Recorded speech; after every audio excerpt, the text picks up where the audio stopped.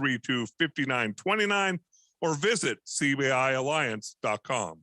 If you're age 62 or older and own a home, this message is for you. Reverse Rob here, Money Radio's expert on reverse mortgages. Learn how to tap the equity in your home and increase the quality of your life by earning tax-free income while protecting your other retirement assets. Join us for our free Second Saturdays webinar every month to learn more. This is not too good to be true. All you need to do is reverse your thinking. Call me today, Reverse Rob, to learn more at 602-REVERSE. That's 602-738-3773, or download my app by searching Retire Right with Reverse Rob. If you're rolling over your 401k to an IRA soon, but not sure if you want to go all in on this crazy market, here's what many retiring professionals are doing. How about a safe and secure IRA offering a contractually guaranteed 10% income bonus that grows 7% annually guaranteed? Your income can double in 10 years. Meanwhile, neither your principal nor your retirement income is ever subjected to a market downturn. Even if the market crashes by 50%, you get the 10% bonus. Your income keeps growing at 7%, and your principal may grow without losses uncapped. You go up with the index, never down, forward, never back. Get a 10% income bonus with a 7% contractually guaranteed growth rate. I compare over 1,200 annuities with a fiduciary duty and can help you retire and stay retired. Guarantees rely on the financial strength of the insurer, so compare with leading annuity authority Steve Jurich now. Visit IQannuity.com, IQannuity.com, IQannuity.com. Fanduel Fan Fest is coming to Scottsdale, and you can be there for free. Don't miss your chance to hang out with sports legends and see live performances by Griffin and Nelly. Plus, play games and win prizes. Enjoy delicious food trucks, kick back in the beer garden, and a whole lot more. To get your 2 free tickets, place any bet of $20 or more at FanDuel Sportsbook app. New to FanDuel? Sign up now by going to FanDuel.com/AZ FanFest, and you'll get a risk-free bet of up to $1,000. FanDuel Fan Fest. It's the hottest party in sports. Presented by Lionsgate American Underdog, and it all goes down Saturday, December 11th at Westworld of Scottsdale. Just visit FanDuel.com/AZ FanFest to get your 2 free tickets now. That's FanDuel.com/AZ FanFest. 21 plus and present in Arizona. Opt-in required for existing users. Refund for new users is issued as a non-withdrawable site credit that expires 14 days after receipt. Restrictions apply. See full terms at FanDuel.com/FanFest. Gambling problem? Call 1-800-NEXT-STEP or text NEXT STEP to 53342. KQFN Tempe. Also transmitting on K25CD Phoenix at 99.3 FM and K24EU Fountain Hills at 95.9 FM. People settle down because it's time. Time for what? Showtime. When does it start? Right now. 3, 2, 1. Let's get on with the show. Let's do it.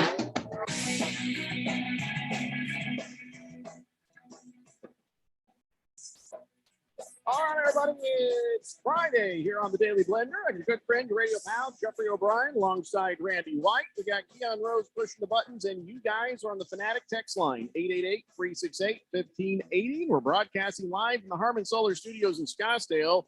And is there new music from Nelly? Does he have new music?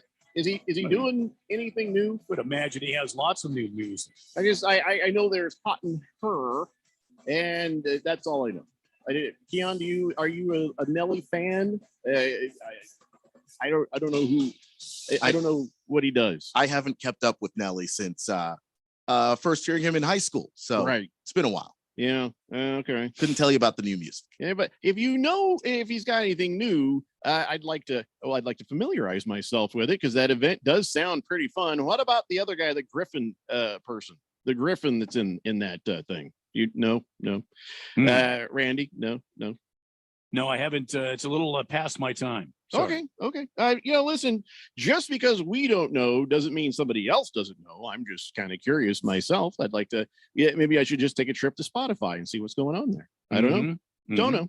But I got a lot of other fish to fry right now. Today is Bartender Appreciation Day. So thank you, Randy. You are our thirst responder, and everybody should give thanks to you for all your hard work pouring out all the booze here on the blender. And remember, my friend, as you guys go out tonight and get liquored up and do whatever the hell it is you're going to do, these crazy things, then make sure and maybe give your bartender a little extra something, and say happy Bartender Appreciation Day.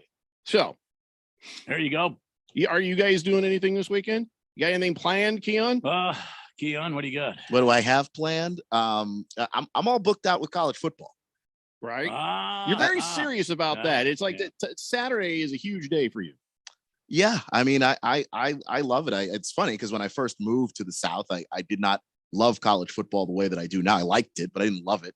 And I grew to love it. The way the passionate fans over there, they get all fired up about it, and you go to some of these bars and just check out the way that games are on game day.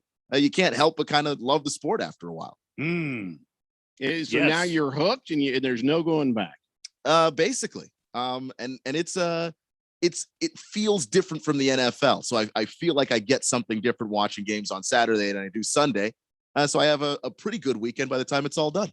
So it's like you're watching Criminal Minds on one day, and then you're watching CSI Miami the next day. Kind of the same thing, but one's a bit more professional than the other, and they're not exactly the same. But they're the same. Pretty much. Gotcha. How about you, Randy? What are you doing this weekend? Well, Miss Kim is, as we speak right now, she is making some homemade Italian style spaghetti and spaghetti sauce. My house has an aromatic smell to it. I had just a little taste before I came on the air here from Miss Kim. She's working from home today. And oh my goodness, that's going to kick off the weekend for me. So spaghetti. Oh yeah. Yeah. And meatballs, real authentic, not the store-bought, freezer aisle meat. These are the real McCoy right here. That's excellent. When my wife makes the spaghetti, the kids all look to me for only one thing. For me to let them go first in line so they actually get some. But two, I am the king of the garlic bread. That's right. I'll take all those unused hot dog buns, hamburger buns, and I will toast them. And I will mix up some garlic butter with a little bit of Parmesan cheese in there and a lot of garlic salt and make it taste nice. And here's why they look to me for that, because I will actually use a lot of butter. I mean, butter makes it better. And my wife being a health conscious, here's the difference. When it comes to butter, here's the difference. When you say maybe you see your auntie and you give her the little on the cheek, okay, that's the way my wife puts butter on. When it's mine, I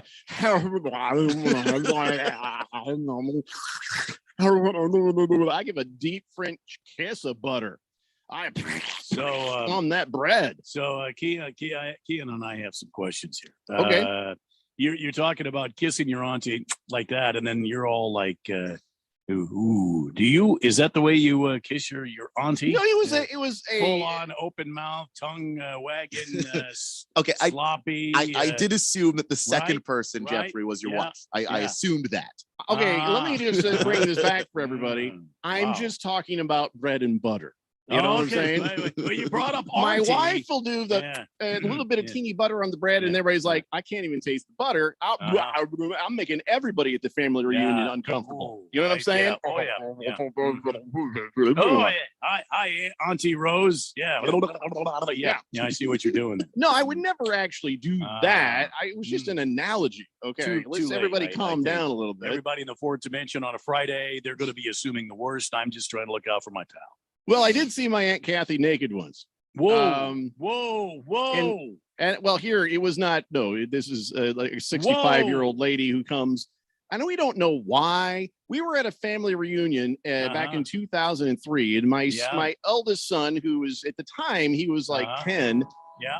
He him and I were in one room, and he's like, "Oh, I gotta go to the bathroom." I'm like, "All right, kid." And he goes off to go to the bathroom, and he comes back. His face is like.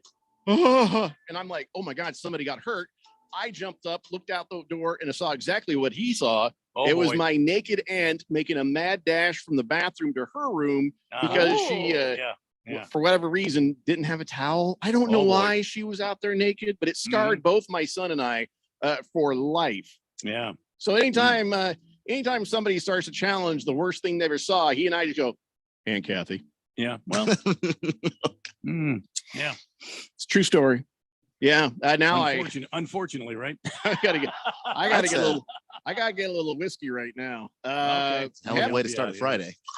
Hefty Lefty says, you French kiss your auntie? It was Yeah, just see? sort of a metaphor or an See? analogy or something. I don't know. Yeah. King of Kittens says, spaghetti and meatballs. You're making me hungry, man. Randy.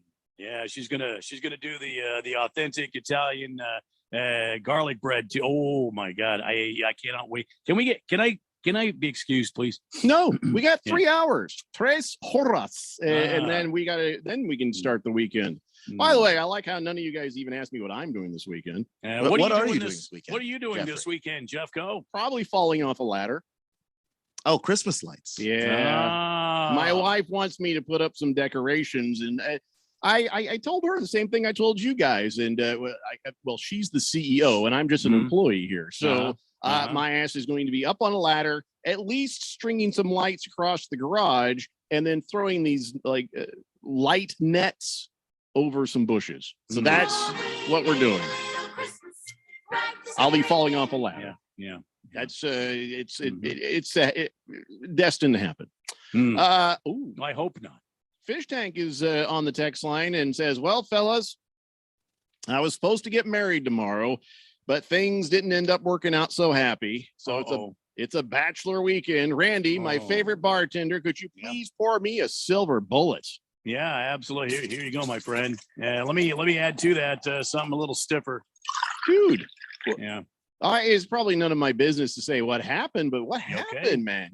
I'm so sorry to hear that. You mean you just putting off getting married, or delay in the timeline, or something more serious? Because the delay's not so bad. It's not fun, mind you. I'm hoping for something good, like she's in a coma, not that they broke up. That's what I'm hoping for. But we're hoping for the coma. Yeah, it's none of our business. None of our business. But sorry, golly, that's tough. You ever been engaged, be married, Keon, and then it never happened? I wasn't engaged, but the step before that, before it went sideways. Yeah, we were getting close to that point, and to the cohabitating boyfriend girlfriend point is what you're saying. Yeah, and then things went sideways. But so you ever leave a girl at the altar? No.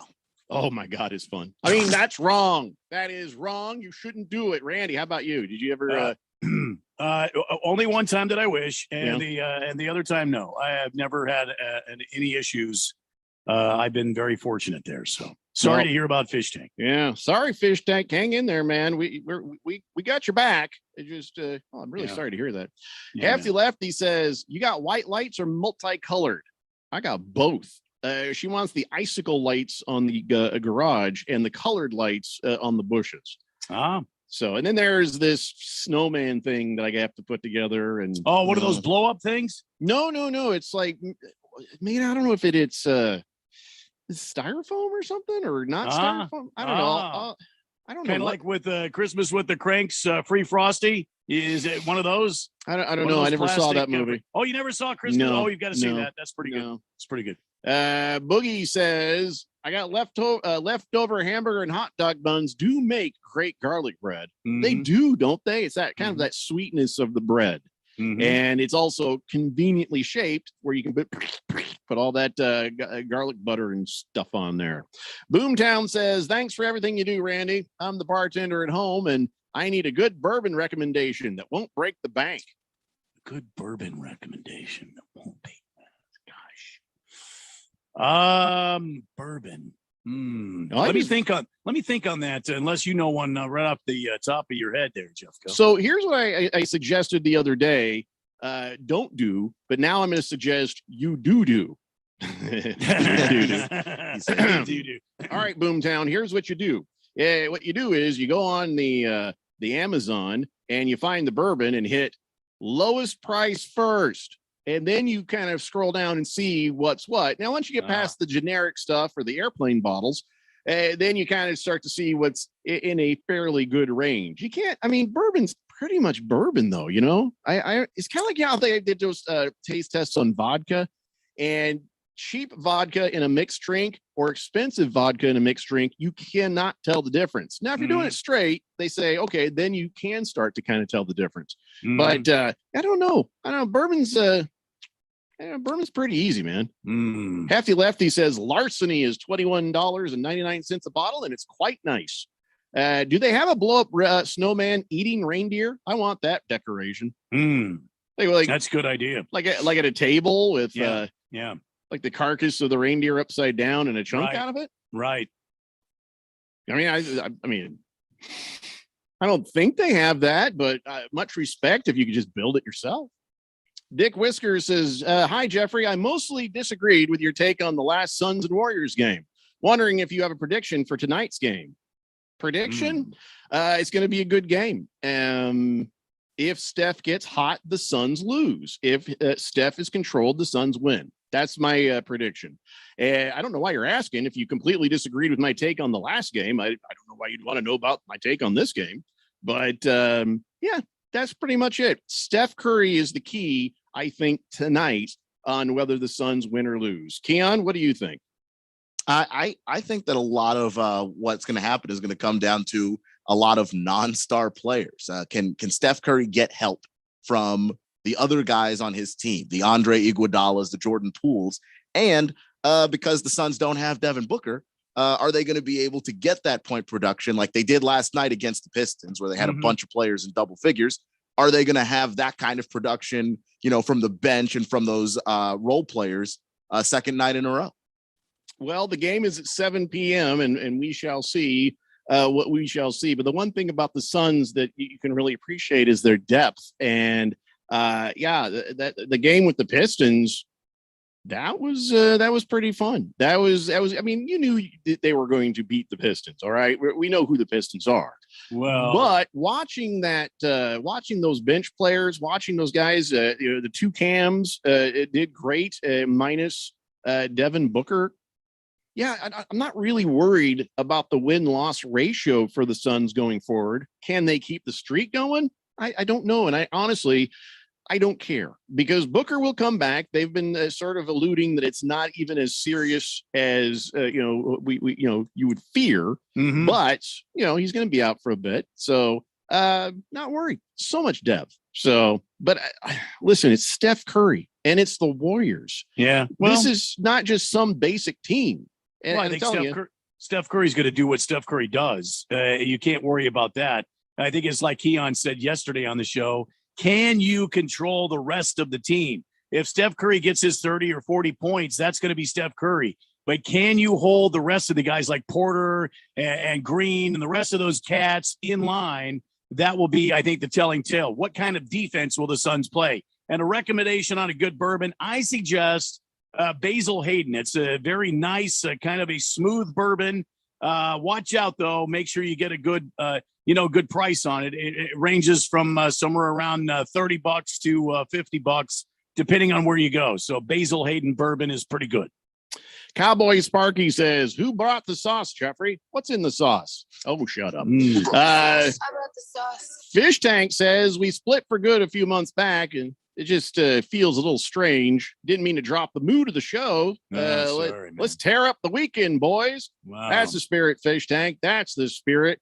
But I get it. You guys, even if you guys broke up a couple of months ago, this date has this sort of looming as a thing. So, man, I'm so sorry. So sorry to hear that. But get out there and find you another gal to make out with. How's that? You need to find you an Aunt Kathy. Okay, but I mean, that's probably not the best. No, that's definitely not the best analogy there. That's really someone who scars you for life. Oh, God, stop it.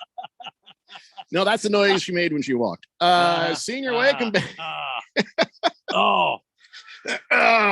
You guys haven't. You haven't even seen what I've seen. So you're trying imagining. Don't think we want to. And yet here he is, being a radio professional and painting that picture for us. We didn't ask, but we're getting it. I must have done a good job. Senior Wake and Bake says, sup, Randy, Keon, Car 6 Sally, LOL. Curry might also lay an egg. Well, he might. And if he does, Suns win. Simple as that. Car 6 Sally. Shut up, Senior Wake and Bake. Fed Fan says, I got a story to cheer up Fish Tank. I had a guy at work who asked to marry me for the weekend in Las Vegas. Wait, he wanted to marry you, but only for the weekend? Or over the weekend? Yeah, I don't know. She says, marry me for the weekend in Las Vegas. She says, I had a weird feeling about him, and I said no. ends up, he got arrested for arson. And worse, he would dress up like a woman and go out around starting fires. Oh, boy. She says, this is why I chose to be single. Where at UPS? Wow. No wonder my stuff that gets delivered is so jacked up. Kiss the cook. Oh, boy. He just sent me, what is this? Sounds like a great book. 3 Horrors in Italian Pasta. Mangia. The hell is he talking about? Boy, I don't know. And then he Kiss the sends cook. me a photograph of a piece of paper. Stromboli stuffed bread, 30 minutes, 400 degrees. And okay, thanks. Kiss the cook. That are you saying we should try to make this? Is this what you're trying to say? There's really no. I wonder if it's not 3 whores, but 3 auras. Oh, okay. Horrors. Okay, got it. Sorry. You're right. There's no W. But it's this Welcome audience. to Friday on the Blender, ladies and gentlemen. You're gonna need 3 whores, okay, and some spaghetti sauce. Well, that goes without saying. So, just like mom used to make it. Like exactly. Wow. Jeffrey, I'd like you to meet Cinnamon, and I'd like you to meet Louisa, and I'd like you to meet Sally. And just all 3 of these, they're whores. Hello. Well, it's going to be a Friday show, isn't it? All right, listen. When we come back, let's talk about what happened with the Suns and with the GCU and what's going to happen this weekend. We got Thursday night football that we need to talk about. Lots of good stuff. Come on back, kids. It's the Daily Blender here on 1580, The Fanatic. This is Brent Musburger's Action Update on 1580 and 99.3, The Fanatic. Simple Green is perfect for making your auto, RV, cycling, boating, and other sporting equipment look like new. SimpleGreen.com. The Arizona Coyotes in action tonight as they match up against the Vegas Golden Knights. Golden Knights are favored in this contest, paying out at minus 230 on the money line. If the Coyotes come up with the upset, they'll pay out at plus 188. The over-under sitting at 6 goals. The game of the night in the NBA features the Phoenix Suns looking for their 19th straight win. They are in San Francisco to match up against the Warriors. Golden State goes into this game as a 7-point favorite against the Suns. The over-under at 216. For the latest odds all the time, visit vsin.com. I'm Matt Pauley on Arizona's sports betting station, 1580 The Fanatic. Paid for by Christian Care Ministry. So right now may be the perfect time for you to rethink how you pay for health care. And here's why. Not only is it time for open enrollment for a lot of people, it's also when you can join MediShare and save even more than usual. For the typical family, switching to MediShare saves about $500 a month, which is a game changer for a lot of people. And what's more, they like it. MediShare has double the customer satisfaction rate when compared to health insurance.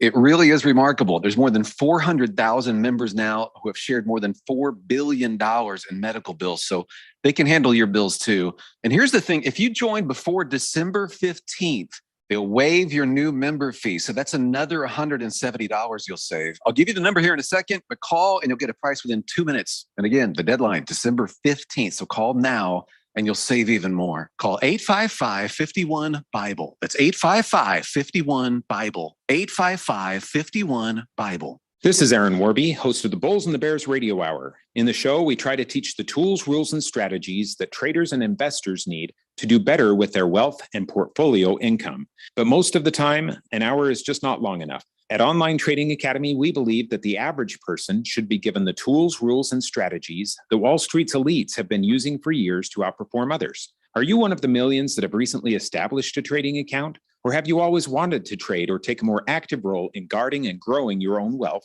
but have not had the know-how or confidence? We want to invite you out to a complimentary 3-hour power trading and investing workshop, where you'll learn what it is that the professionals use to limit their risks and maximize their possible gains in both trading and investing. To register, call 8448-TRADER. That's 844-887-2337, or text the word stocks to 25029. Again, that's stocks to 25029. Reserve your seat now. 'Twas the season of cheer and joy filled the town, except for Scrooge with his permanent frown. The gift of a Peloton bike touched his soul without doubt. Work, Peloton. When your workout's a joy, it's a joy to work out. You can do it. The original Peloton bike is our best price ever, $39 a month. Or access membership separate. Terms apply. See website for details.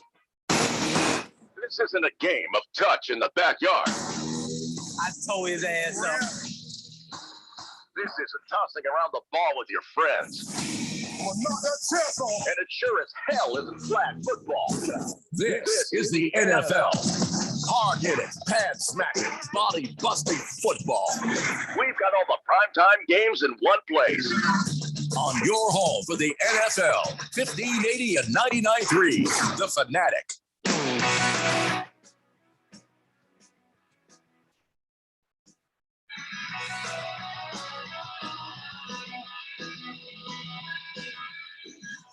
Today Blender here on 1580, The Fanatic. All right, so it's Friday. Somebody should write this down as a quote from me. I just said it off air to Keon, but I think that's a good Jeffrey O'Brien quote. Life is more fun when you make people uncomfortable. I think that right there should go maybe on my headstone or something. I don't know. All right, let's go to the text line and clear that up, and then we'll talk about last night's game. Big George says, hey, happy Friday. Hope you guys are ready for the first weekend of December.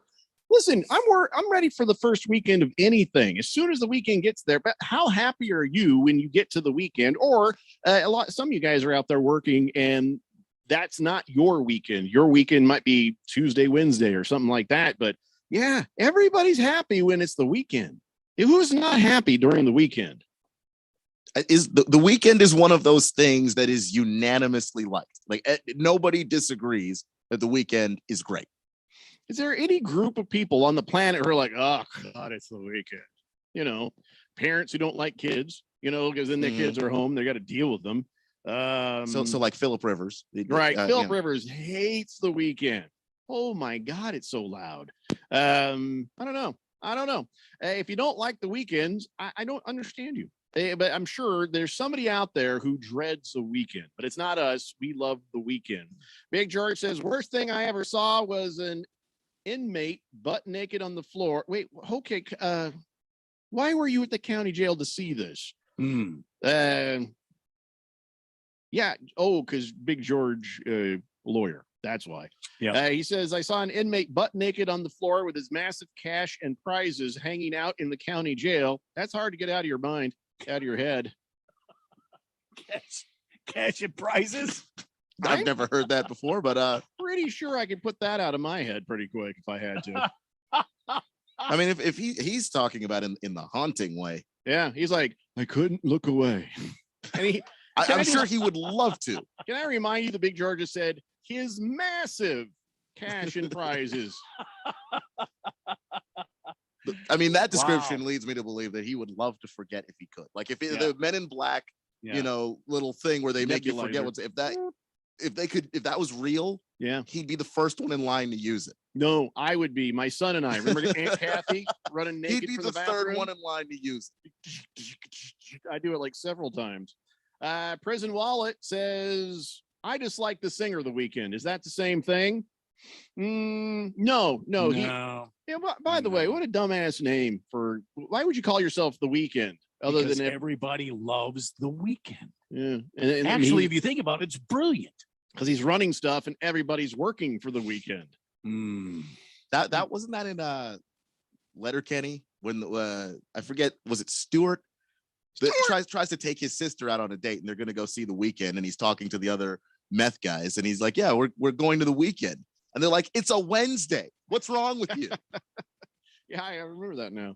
Well, no, the weekend, I don't even know if he's that good. Is he really that good, or is it just a lot of hype? No, he's good enough to play the Super Bowl. He's all right. Was he? I mean, I'm just saying he was good enough to be selected to play the damn Super Bowl. That means we could play the Super Bowl.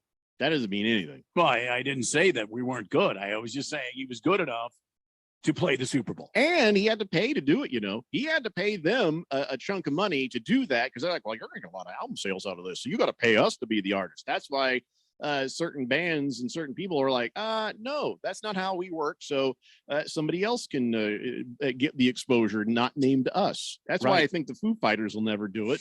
I want them to do it, but they're not going to pay to do it.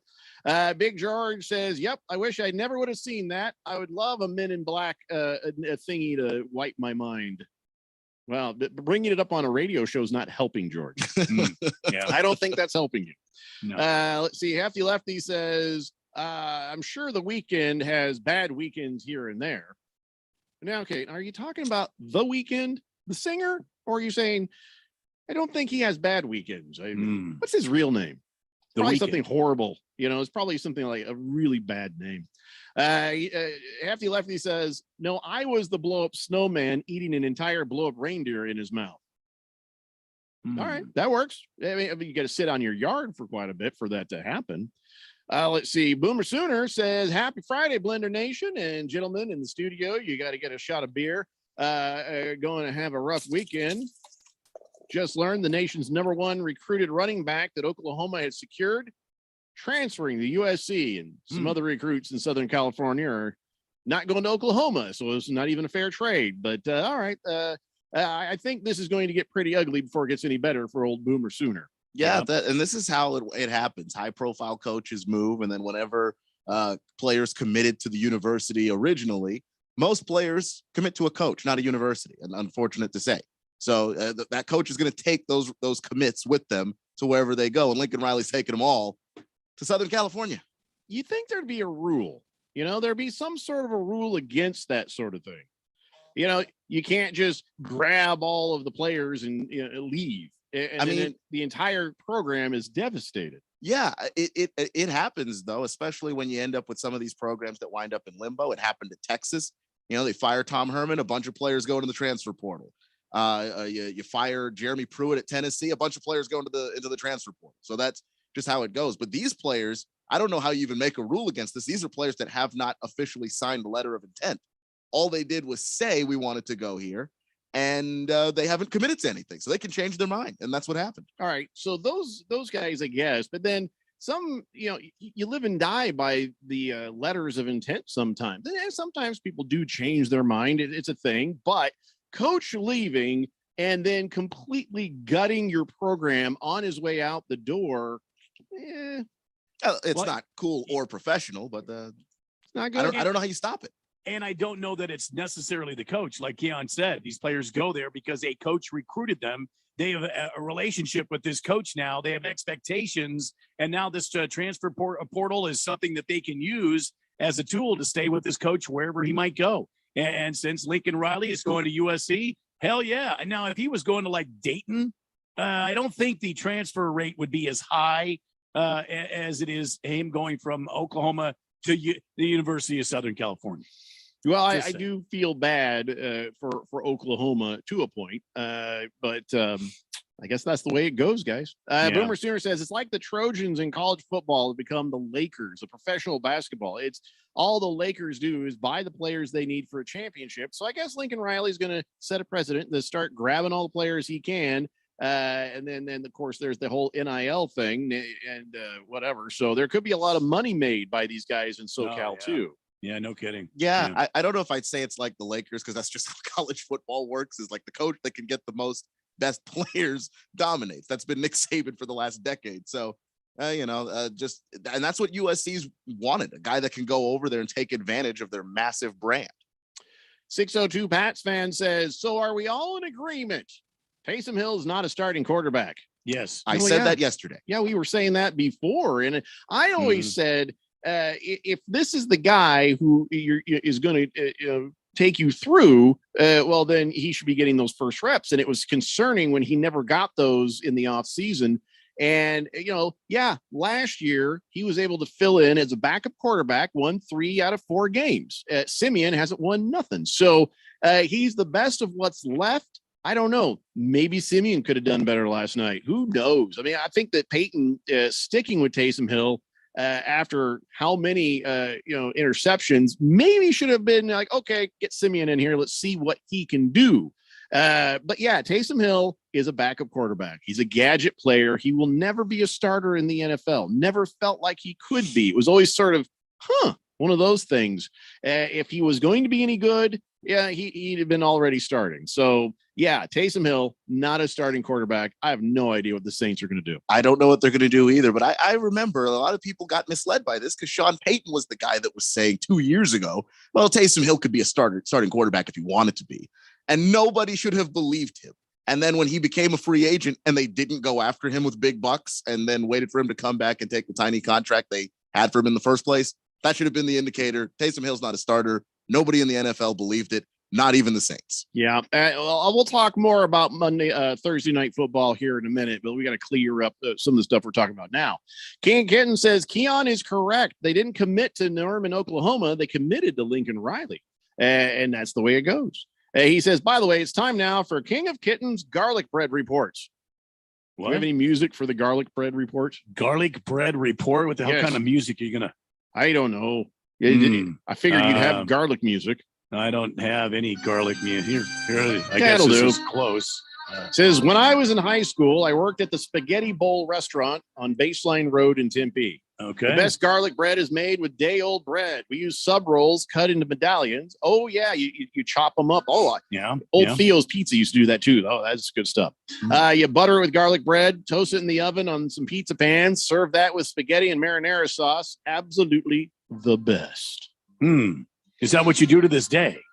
That's what maybe he does. I don't. I do the full long thing. So, but I remember, chopping up the old sub rolls and buttering them up for Theo's Pizza back in the day when I was a kid. Boomer Sooner says, boy, I wonder how the Saints feel now they just signed this number 7 guy to a long-term deal with a ton of money with the Saints. Wait, Taysom Hill's got a long-term deal?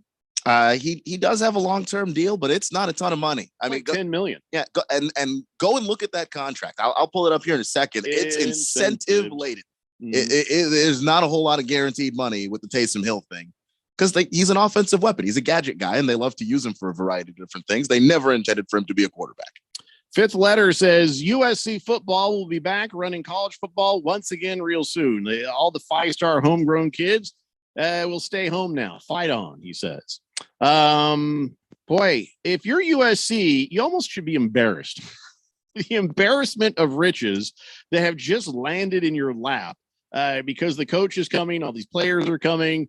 And I don't know. How do you feel about that if that's your school? You're like, we're going to kick ass. Or you're like, I'll just be over here. I think I have a feeling it's the former, what you said there. Yeah, we're going to kick ass. Woohoo! I mean, I cannot see a USC alum that's not happy right now. They should be. Yeah, what a lucky it's like winning the lottery, I think. Big George says, I feel bad for Boomer Sooner and all the Oklahoma fans. Same with Notre Dame fans. How about Brian Kelly all of a sudden having a Cajun accent when he was speaking to LSU fans yesterday? What a poser. Oh, I thought that was funny. He's trying to endear himself to LSU and to the locals there. I mean, the tough act to follow of Ed Orgeron, who is as Cajun and as Louisiana as it is possible to be. I think Brian Kelly felt a little bit of pressure there, and it showed. I mean, I had a good laugh at it anyway. Big George says, Jeffrey, it's USC, University of Spoiled Children. They're not sorry about anything. It's LA, man. Senior Wake and Bake says, couple of days with a stranger in Vegas. Fed fan, that's prostitution. Well, I don't think he was offering to pay her. Let's see. Senior Wake and Bake says they like the weekend because his face hurts when he's with you, meaning cocaine. That's what that whole song's about, by the way. Oh, so he has the cocaine. Is that what it is? I mean, that is what the song is about. I mean, the song, the line is, I can't feel my face when I'm with you, and I love it. What a role model. I don't think he was trying to be. For the kids in the 80s. Colts fan Dan says, I've been to Joe Arpaio's jail, a.k.a. the Horseshoe Indoor Tent City. Not fun. Ladmo bags are everything they said they'd be. Green bologna and sour milk. Wow, Colts fan Dan. Is it weird if I ask him what he's in for? I shouldn't ask that. Well, if he was at Tent City, it was probably DUI. Because I asked Fish Tank what happened with his relationship. I feel like I'm being a little intrusive today. Instead of Dr. Phil, you're Dr. Jeffrey today. All right, just let me know if I'm being too intrusive. Because when somebody tells me they spent time in Tent City, there's going to be follow-up questions. Kind of curious. Yeah. Right. I'm That's allowed fair. to ask, right? You're allowed to ask. Why not? When someone says no, you back Right. I mean, off, they're- but you can put it out there. You can put it They're out there. offering it up, and Right, so you right. have the right to ask because we're very curious. We I don't want want to to be know. rude. Is I don't want this- to be rude. I'll probably only ask 3 or 4 more times after they Yeah. say none of my Well, business. I think 3 or 4 is the perfect number. All right. The show Okay. is a conversation. You do have the right to ask. Thunder Snow says, well, Friday is off to a great start. Yes, we haven't had a normal Friday show in a while. And this is a normal Friday show all of a sudden. Fish Tank says, you think maybe bartenders hate the weekend? Everybody else is off enjoying their weekend, but those guys are busy out there working. Yeah, those are guys who have a weekend of Monday and Tuesday, I bet. But they still get a weekend, right? Yeah. My brother is a bartender. Oh, okay. Not the brother that lives with me here, but my brother that lives in San Antonio. And yeah, like Mondays and Tuesdays are the only days I can ever catch him, and he loves it. We should invite your brother to come bartend our giant cookout idea. Would he do that if we did a remote broadcast? And would he come out here and bartend, or is he only licensed to Texas? I don't know how it works. I don't know how it works either. You have to have a license? I'll ask Yeah. him. That way, Randy doesn't have to stand there pouring drinks the whole time. He can enjoy himself. Oh, yeah. Yeah, there you go. Of course, then he's going to be like, oh, you only invited me so I could work? How about no? See, that's rude. That's rude right there. Yeah. Kiss the Cook says, number 1, I think my phone is hooked on phonics. Number 2, making suggestion for Keon to take over reading the text. Number 3, 3 whores? Really, Jeffrey? I thought that's what you said. Also, reading the texts harder than you think it is, and I don't know that you would get the improvement that you think you're going to get when you have me reading it. I think he just means his text. Okay. Yeah, but that ain't going to happen, Kiss the Cook. Sorry. Let's see. Kyle G says Major League Baseball should hold the season anyway. The players can go on strike and we can watch promoted minor leaguers have a fun season. I don't know, man. It's some of those minor leaguers are not going to be able to play because they're part of the MLB union, the players union. And so you're not going to see anybody in the the minor leagues that's going to be anything other than journeyman fill-in players for minor league ball clubs. That's going to be it. And all of those guys hope to one day go to the majors in an actual capacity. And crossing the line here, that's Probably not a good wouldn't. look. Yeah, It's not going to help. be good for them. King of Kittens says, could pizza be considered an open face sandwich? Go lay down. Go lay down, Please. King of Kittens. Don't start that crap around here. I have a bigger question. I have a much bigger question than that. I meant to ask it yesterday, but I'm going to ask. It's a Friday show, so then what the hell, right? Cornbread. It's basically cake. Yes. It's just a weird tasting cake. I like Yes. it. I love it. Tastes good. Put the butter on it. But it ain't bread. It's cake. No, it's corn cake. And my wife was ready to fight me in the backyard over it.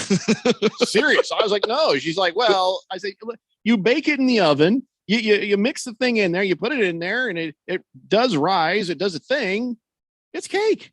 I'm eating it out of the thing like cake. No, I think you're right. Much more important than open face sandwich pizza debate. Because, of course, pizza's not. It's not. Pizza's pizza. Knock it off, King of Kittens. Go lay down. All right, got to take a break. When we come back, it's the Daily Blender here on 1580, The Fanatic. Paid for by Christian Care Ministry. So right now may be the perfect time for you to rethink how you pay for healthcare. And here's why. Not only is it time for open enrollment for a lot of people, it's also when you can join MediShare and save even more than usual. For the typical family, switching to MediShare saves about $500 a month, which is a game changer for a lot of people. And what's more, they like it. MediShare has double the customer satisfaction rate when compared to health insurance. It really is remarkable. There's more than 400,000 members now who have shared more than $4 billion in medical bills. So they can handle your bills too. And here's the thing. If you join before December 15th, they'll waive your new member fee. So that's another $170 you'll save. I'll give you the number here in a second, but call and you'll get a price within 2 minutes. And again, the deadline, December 15th. So call now and you'll save even more. Call 855-51-BIBLE. That's 855-51-BIBLE. 855-51-BIBLE. We all know when we need service on our vehicles, having a trusted and reliable auto repair center is very important. Hi, I'm Stephen McCollum from the Main Event here on 1580, The Fanatic. And that's why I have all my vehicles serviced and repaired at Friendly Auto Centers in Mesa. Steve, the owner, and his team are experts in auto repair in a non-intimidating environment. Friendly Auto Center is a AAA approved auto repair center and awarded Top Shop winner. Family owned with 19 service bays to get you back on the road fast with reliable repairs backed by an exceptional warranty. Friendly Auto Centers offers a full range of routine auto services as well as general repairs on any make or model passenger vehicle, RVs, and large trucks. Friendly Auto Centers are located at 5026 East Main Street in Mesa. Give them a call at 480-830-9377. That's 480-830-9377. Find them online at friendlyautocenters.com. Friendly Auto Centers, where every car leaves with a smile. And tell them Steve McCollum sent you.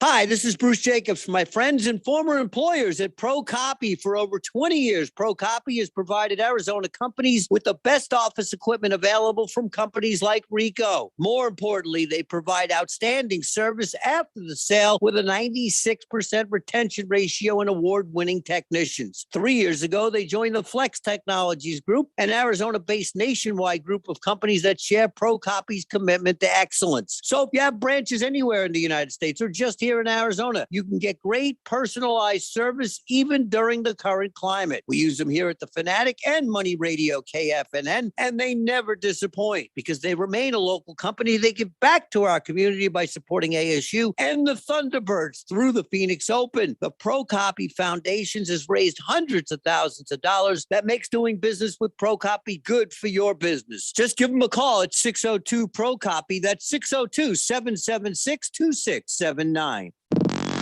Get the inside info before it becomes outside info. Follow us on Facebook and Twitter at 1580 The Fanatic.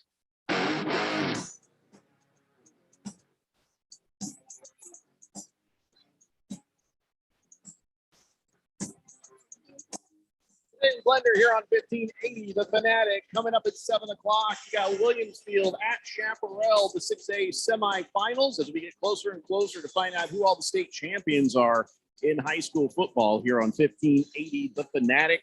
All right, we've got ourselves a weird one. It's a typical Weird Ass Friday show. So I posed the question moments ago, is cornbread cake? I believe it is. I believe it's totally cake. Randy, I'm so glad that you immediately agreed with me on that. Oh, yeah. You might want to pop your head out the door and ask Kim if she agrees, because my wife, Alex, does not. She does not agree. I will do that. I will do that in the next break. I'll ask Ms. Kim if she agrees. Cornbread, is it cake or bread? So, Keon, being from the south region of these here United States, or at least spending an awful lot of time there, cornbread, cake? I would have to say cake. The way that cornbread has always been served to me is you bake it. Obviously, it does the thing when it rises, but when you put it out, okay, it's a big rectangle, and you cut it into smaller other rectangles like cake. You slice bread. It's cake. You don't eat cornbread in slices. I will say this, though. I've never seen Keon more agreeable with any of my takes than just days before the paychecks come out. I think if I'm ever going to ask questions like this, it should be within that range. Though, honestly, it hit today, so I'm not just agreeing with you.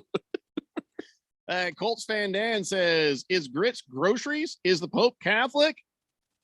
I guess grits are groceries because you buy them at the store, and Pope, I think the Pope has to be Catholic. Grits is grits by nature. So, I mean, dude, is that what they call them back in the South? Do they call grits groceries? No, they're just grits. Yeah, but you do buy them at the grocery store. So so everything you buy at the grocery store is groceries. Yeah, Colts Pope Fan is Dan. Catholic. Yeah. Colts Fan Dan, go lay down. Take a moment. Big George says, cornbread's not cake. I agree with your wife, Jeffrey. Yeah, you're also a colossal kiss ass. Keep your eyes on your own work there, buddy. Boogie says, cornbread is not cake. There are plenty of semi-sweet breads that are not cakes. Cornbread is not cake. You bake almost all breads in an oven like cake. No, you don't. Bread is not baked in the oven like cake. Bread is its own sort of form. You know what I'm saying? Cake, well, that's in a pan. It's like a deep pan. Bread, it's in a bread-shaped pan. My argument's kind of falling apart, isn't it? Yeah. My only argument is the way you serve it to people. Yeah, and here's you another don't thing. serve it to people like you do other bread. You can slice bread. You can't slice cornbread. It falls apart. Why? Because you can't slice cake like bread either. You can't thin slice it. You guys are going to jump. No, I agree. I'm thinking you can thin slice cake, but it just crumbles into just. Yeah, like there is that. Yeah. Unless you make a really moist cornbread, which feels even more like cake. So I don't know. I got nothing for it. Now we have to question everything. People can't just accept it. Kyle, they call it cornbread because corn cake sounds stupid, and that's why they call it cornbread. So it's obviously cake. They just don't want to call it cake. It's cornbread, but it's cake. It's corn cake. I am pretty sure cornbread was originated in the South, and I think it was some fat bastard was like, well, I got to figure out how to have cake with my cake. And, I got to have cake with my food. So, I'm not going to call it cake. I'm going to call it bread. So I got the cornbread. If it's the corn cake, I eat the corn cake with the food. And then I have the cake later on. Maybe a little pie. I don't know. It just feels like my mood is really going to direct me in the correct direction. But it's cake. It's bread. Cornbread is cake. I don't know what you people are thinking here. Kyle G says cornbread is a cake the same way that chicken pot pie is a pie. They're just a section of those designations that aren't for dessert. Well, I get that, but cornbread, but should be dessert. But chicken pot pie is a pie. You serve it like a pie. It has crust like a pie. It acts like a pie in every way. Yeah. It's just not a dessert. Mm-hmm. Cornbread does not act like bread in any way. It acts so correct. Mostly like cake. You guys are making me hungry for cornbread and I navy beans. One of them ham hocks in there and a slow cooker, and you get the cornbread. You throw the beans all. I have my cornbread God. Downstairs. I am ready right now to leave this show and go change plans. No, nice try. We got 2 hours and 12 minutes, so just relax there. Straight to Rage says cornbread is a quick bread, which is any bread leavened with a chemical leavening agent rather than a biological one like yeast or sourdough starter. It's no cake unless there's yeast. You know what I could do? Okay. I could slice some cornbread, slice some cake, blindfold somebody and say, feel that. Which one is cake? Well, this one's cake. Well, that one's cake too. It's the same thing. And if Boogie cornbread says, isn't dry, cornbread should be fluffy and a bit moist, like a good bread. Cake is super, super moist. I think he's just saying moist for all those ladies out there. It's like, I don't like when somebody says the word moist. We never have a guy say that, do you? I don't like when you use the word moist. Makes me uncomfortable. Tuck says, I sell cakes for a living. You can definitely thin slice a cake. Depends if you know how to bake the cake. All right. Well, now you're just getting picky. The thin slice of a cake would mean it's a very dense cake. Nobody likes that cake. That's like the wedding cake. Oh, it looks nice, but nobody ever actually enjoys eating it. But he says cornbread is nothing like a cane. I think he meant to say cake, but no, that's funnier. But if it was, see a doctor immediately. Cornbread is a bee. What? Yeah, he says. Okay. Well, there's no need to disrespect it. I mean, we're just debating what category it goes on. Cornbread is an A+. Just the Tip says, good afternoon, gentlemen. In the 80s, I worked at Appetitos on Mill and University. Same with the day-old bread and butter and sauce back then. It was so good. It made the box wine seem not so horrible. Yeah. Anyone who thinks cornbread is cake has never had real cornbread. I was wondering how long it would take for somebody to say that. Or real cake. Yes, Keon, cornbread does come sliced and it doesn't fall apart. Y'all need to expand your lifestyle. Cornbread. Okay, now hang on. I lived in the state of Tennessee / Georgia, on both sides of the border for 10 years. I never had cornbread sliced. What are you talking about? Yeah. What on earth? We may not agree on the cake bread distinction. I never had it sliced. You get it in a square like you get a piece of cake. Yeah. And that is a fact. It falls apart in your hand. Yeah, which is still fine. I mean, the cornbread's delicious. But crumble it up, put it in the chili. If you can serve it sliced, that is different than whether or not you should serve it sliced. You put the cornbread in the bowl, and then you get the chili. Oh my God! That's it. I got it. I'm not doing myself any favors right now. I actually have pictures of cornbread pulled up on the computer screen. There's no slices, except the ones that are cut triangular, like. Now cake. We're all hungry. We're not helping. Boomtown says cornbread is cake. My mom used to mix a box of cornbread and a box of white cake and bake it. It's the best non-dessert dessert out there. Fifth Rather says, yep, cornbread is cake and USC is the home of champions. He says that's what happens when your program is known for winning championships, something you ASU fans know nothing about. Okay, well, Fifth Letter's just being go lay down, Fifth Letter. You're just being hurtful. You just hired a really good coach, but you know what? Let's do the what have you done for me lately thing right now and just let the coach actually win some stuff before you run the smack talk over here. Also, you can serve cornbread with icing. I just what? You can. It has been done. Like cream cheese. Oh. Thunder Snow says cornbread is baked in a cake pan. Right. Mr. Wilbur says trivia. What old TV show had a lady always saying, kiss my grits? Alice's Restaurant. No, that's the song. The show was just called Alice. It was okay. Called, yeah. Alice. Tron Slater says, good morning, guys. Which team's going to make a deep run in their sports year? Suns or Cards? Or Richard Simmons in a men's stall? What? We'll stick with the Suns and Cardinals. Which one is most likely to make a deep run? Both. I can't choose one, and I'm not trying to be an insufferable homer. Let's go to the new guy who is not from around here and doesn't have a dog in the race. Keon, which one looks better poised to go for a deep run, Suns or Cardinals? I would have to say right now Cardinals, because the way the NFL looks, it's hard to figure out who the next best team after them is. That they, especially the way the NFC is kind of set up, you've got your top dogs, but one of those teams is going to get eliminated by another team, presumably. You're not going to play them all.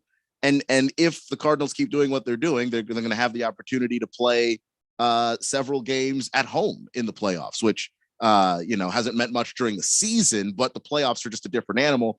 I would say the Cardinals, because the Western Conference is going to be tough in the NBA. Keon, you are incorrect. It's both. Go lay down. All right. Senior Wake and Bake says, hey, we sound like a bunch of cornbreads talking about this. Nothing wrong with cornbread. Yankees Evil Empire says, my fellow Oklahoma fans are forgetting something. Lincoln Riley could not recruit defensive players worth a damn. OU got 50 plus hung on them in each of their playoff games and lost. Hopefully, Oklahoma gets somebody who can attract defensive guys. Enjoy a non-defense oriented team, all you USC fans. I mean, I don't know if they struggle to attract defensive talent so much as they struggle to coach defensive talent. And I actually thought that this past year they did a much better job of that with the defensive system that Alex Grinch installed. Big Stanky wants to know how the King of Kittens and Fed Fan GCU game outing went. It hasn't happened yet. That's happened on Saturday, Big Stanky. They did play Thursday, but right, and they won. That's something that we need to talk about. The UTSA gave them a run, didn't they, Keon? That was not an easy game to win for Grand Canyon. It was not an easy win for GCU, and it was a very uncharacteristic game for GCU because they're so big inside and they're so good at getting after the rebound. So for them to be out rebounded by 19 rebounds and still win the game is very impressive for what they did manage to do well, but that's not how they'd like to play basketball. They love to get on the glass a whole lot more. Hey, everybody has a weird game, a bad game, or whatever game, but still GCU was able to pull out the win, and that's all you need to know about that. But Blackshirt Jr. Had his best game ever, 25 points, and they narrowly defeated UTSA. So take that, UTSA. Trying to see, Randy's not going to take the bait. No, I'm just staring down UTSA. Don't come back, UTSA. Mr. Pink Eye says, I'll tell you who doesn't like the weekend. Lions fans. Lions fans don't like the weekend. Why, is it a bye week for them? No, they're losing this weekend. Oh, that's right. You picked them to win. Only Randy White has picked the Lions to beat the Minnesota Vikings. President Wallet says, Jeffrey, life's better when you're making somebody uncomfortable. Believe me, I have an intensity many times for various reasons. It's where I developed my love for pickle and pimento loaf. I think President Wallet got that love in prison. All right, got to take a break. More of the Daily Blender after this. It's a Friday here on 1580 The Fanatic. AZ Preps 365 is your headquarters for all things high school sports in Arizona. Brett Quintine, James Mello, and Jose Garcia Keep you up to speed with all the action, highlights, interviews, and insider information for the prep sports scene. You need to tune in To AZ Preps 365 every Saturday morning from 8 a.m. to 10 a.m. on your new home for sports. 1580 and 99.3. The Fanatic. And always on at 1580thefanatic.com.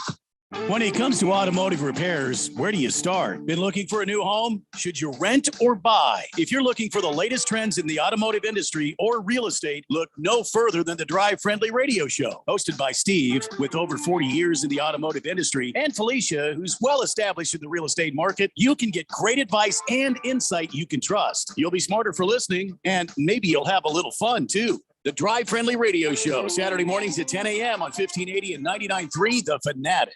'Twas the season of cheer and joy filled the town, except for Scrooge with his perma frown. The gift of a Peloton bike touched his soul without doubt. Work, Peloton. When your workout's a joy, it's a joy to work out. You can do it. The original Peloton bike is our best price ever, $39 a month. Or access membership separate. Terms apply. See website for details.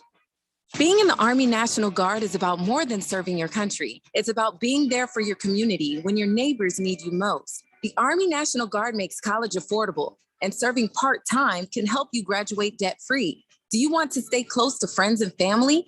The Guard allows you to serve close to home. Serving part-time in the Army National Guard lets you have the life you want. Learn more by visiting nationalguard.com. Sponsored by the Arizona Army National Guard, aired by the Arizona Broadcasters Association and this station. Market Wrap host Mo Ansari talks about the benefits of a financial advisor. Not only the technicals and the fundamentals and the valuation, but you have to look at the macro picture. And that requires a lot of work where you're looking at the sectors and industries within the sectors. And then you find the stocks within the sectors that are doing better. And then you have to do the work on those individual stocks. And you sort of go through tons of sand before you find those nuggets of gold. And the discipline to do that continuously, day after day, week after week, month after month, year after year, that is the hard part. People become traders, but they have a job, they've got a family, they get distracted, and then you look at it 3 weeks later and it's all history. Like your personal trainer who keeps your health on check, this is why you need a financial advisor to keep your emotions in check. If you need help keeping your investments on track, call pound 250 and say talk to Mo, or go to compact.com and click on the Get Started button. That's COMPAK.com. Compact Asset Management is a registered investment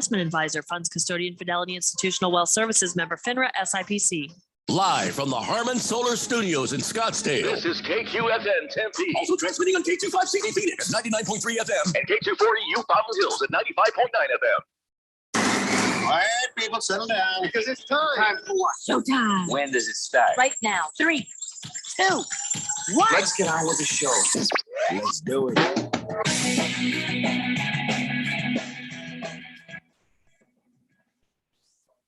All right, buddy, it's 4 o'clock here on the Daily Blender. And your good friend, your radio pal, Jeffrey O'Brien, alongside Randy White. We got Keon Rhodes in the control room, and you guys are on the Fanatic text line, 888-368-1580, broadcasting live in the Harmon Solar Studio in Scottsdale. I told you this would start a huge brouhaha. I knew this was going to become a thing. You know why, Randy? Because nobody's ever had the guts to have this conversation before. About the cake, cornbread being cake. Right. Nobody has had the guts to step out and say, you know what? Let's just call it like it is. Yeah. We've been fooling ourselves and others for far too long. Cornbread, it's basically cake. We need to call a cake a cake. It's an odd tasting cake, but it's got all the attributes of a cake. Trust me, this is true. And now listen, we've got a pile of sports stuff that we got to get to. So I want to wrap this up. There's a bunch of texts on the text line. Yeah. So let's do this. Ukle the Mock says, I thought cornbread was a mule on the forklift commercial. Yes, that is also correct. But man, how about a callback from something maybe sooner than 4 years ago, buddy? He says, I'm glad Kelly left. He'll fail down south. the SEC will eat them alive. And by the way, FedFan and King Kittens haven't had their I'm not going to call it a date. It's an outing. I think that's the appropriate thing. Keon, what do you kids call it these days when it's just friends? Is it an outing? Is it an event? I would rather call it an outing. I don't even know if anyone would make a big enough deal about it to give it a name. But yeah, you're friends going to a basketball game. Yeah, because I've got like $20 that says FedFan friend zones the bleep out of King of Kittens and stat. I just have a feeling. But what do I know? Maybe that's going to be true love. Who knows? Let's see. FedFan says, all right, following Keon's logic, if I cut a steak into a triangle shape, that makes it cake? Well, no, because the other attributes it has in common with cake, like how it's made, and what the texture is. A steak is meat. You of course not. By the way, I've never seen anybody cut cake into a triangle. Well, I guess it's a circle cake. If you do that, and you have cornbread with steak, oh my God, that's good too. But if you bake the cornbread in a circle, butter on the cake, whatever, on the bread, butter on the steak. You ever put butter on your steak? Oh yeah, I haven't. Ooh, you should try that. I like that. to have butter and a little cornbread on my steak. Yeah. Now listen, it went back when I was a younger, poorer man. All by myself. I wasn't sad because I do something I call $5 steak night. And that's when you go to the store and you find some piece of steak that looks kind of okay, but maybe it's the discount steak. It's like got the little clearance sticker on it. And they're like, you have to eat this like within an hour of leaving the store or it's going to kill you. That kind of steak. And I would go grab it. And there's two parts of making $5 steak night always work. One, don't overcook it. Make that thing rare. And then two, put a lot of butter on the top of it will help keep it soft and kind of moist so it doesn't turn into shoe leather. And it gives some extra added flavor. Just take it easy on the salt. Try not to overdo it because there's going to be a good amount of salt in that butter. Boom. $5 steak night. That's the way to go. So butter. And if it's a good steak, butter makes it even better. Oh, good to know. I'll give it a shot. I mean, a heart attack will follow at some point, but not yet. FedFan says, Jeffrey knows me too well. Save your money, people. Don't take the bet. Mystery Girl says, cornbread is not cake. That's why it's called cornbread. I would have to disagree with that. It's because the people who invented cornbread could not call it corn cake. Yeah.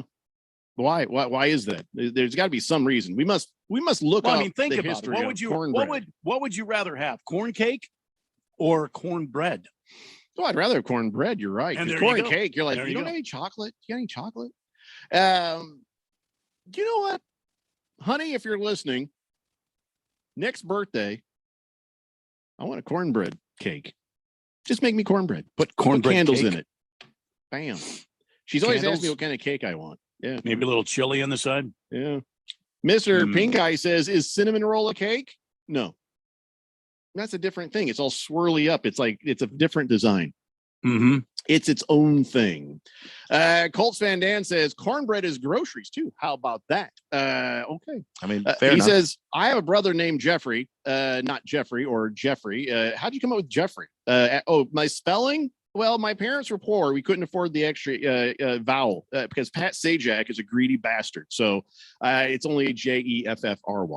Watermelon says, Jeffrey, it depends on the pan you cook it in. If it's a loaf pan, then it's bread. If it's a cake pan, then it's cake. I'll allow that, but it also has to have the consistency of bread. Bread stays together better than cornbread does. I can grab a slice of bread and kind of flap it around like this. You can't do that with cornbread. Cornbread's just gonna fly everywhere in crumbs. That's a good point. Just a tip says, Keon, take your soft ass leaky cornbread and stuff it. What? What? Oh my God. Well, first off, it wouldn't be my cornbread, but okay. I guess it meant from the South. He says, my heritage is Pennsylvania Dutch / Nazis if they'd stayed in Germany. He says, cornbread is a staple dietary food. It's firm, easily sliced. Ain't no damn cake. Achtung, just the tip. Okay, I'm just saying, don't go into the American Southeast. You're gonna not have a good time eating the cornbread down there. my cornbread. It's their cornbread. I just happen to live there for a long time. You borrowed the cornbread. Yeah. I mean, I liked it too. We have a new texter on the text line. He says, hey, or she says, eggs in cake, not in bread.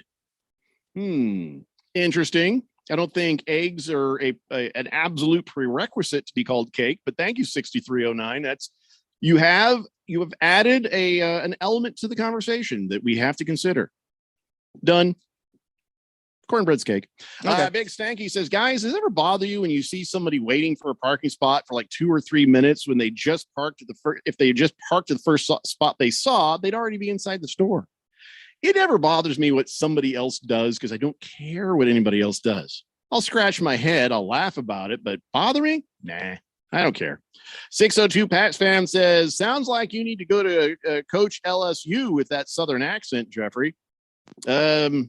I don't want to go to LSU. I mean, your Southern accent is about as real as as Brian Kelly's. Oh, that was a dig. So I don't do a good Southern accent. He didn't either.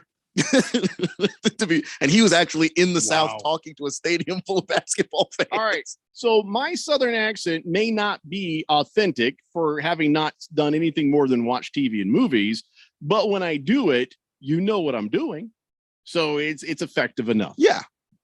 Because the problem is like that if you watch a movie and someone's from the South, they all have the same accent. But if you actually live in the South, there's variations on the Southern accent that makes people varying degrees of hard to understand. I can't believe you're actually going to be a redneck dialect snob. I can't believe. No, it's a solid Southern accent. I'm just saying when you live around the people, it's weird. Well, you start to notice where my version sounds like it's from. So I can visualize that. King of Kit. Oops, my whole screen moved. Fifth letter says, hey, I'm just here throwing them jabs when I can. Yeah, you and me both, buddy. King of Kitten says, the waitress was Flo, by the way, from Alice. Kyle G says, next time you make cornbread, sprinkle cinnamon and brown sugar on top, then drizzle a little syrup on there too. It's cake, and it is unbelievable. Thanks, Kyle G. I might try that. Yeah. Tiger Paws says, she says, I've always sliced my cornbread horizontally, then put butter in the middle of the 2 pieces. It's kind of like a roll almost, isn't it, when you do that? How does it not fall apart on you? Cornbread is an ass that works over at Mesa Equipment. Yeah. I think you mean donkey, but all right. Let's see. Blissful Hayes says, who gives a rat's ass if cornbread is cake or not? One of the best nicknames in the NBA is Cedric Cornbread Maxwell, the Boston Celtics back in the 80s. Well, he was cool. Blissful Hayes, a lot of people cared because this has been a raging conversation for almost a full hour now.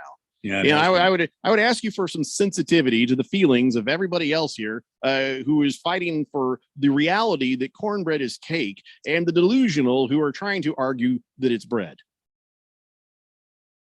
Just try to be kind. Boomer Sooner says, hey guys, cornbread and cake are actually called quick breads. Yeah, somebody brought that up earlier there.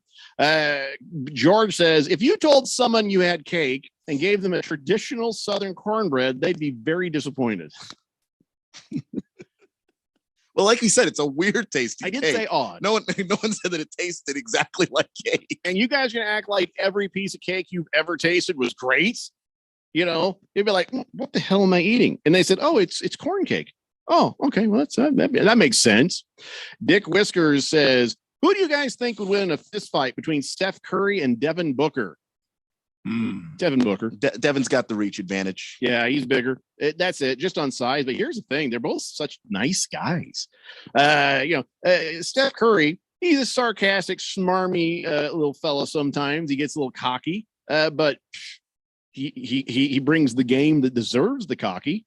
Devin Booker is kind of quiet, but sometimes you never see him angry at anybody except for an official for the most part, right? Yeah. Oh man, then his face, he has these, not his whole face, just his cheeks get red, like somebody put a little makeup on him.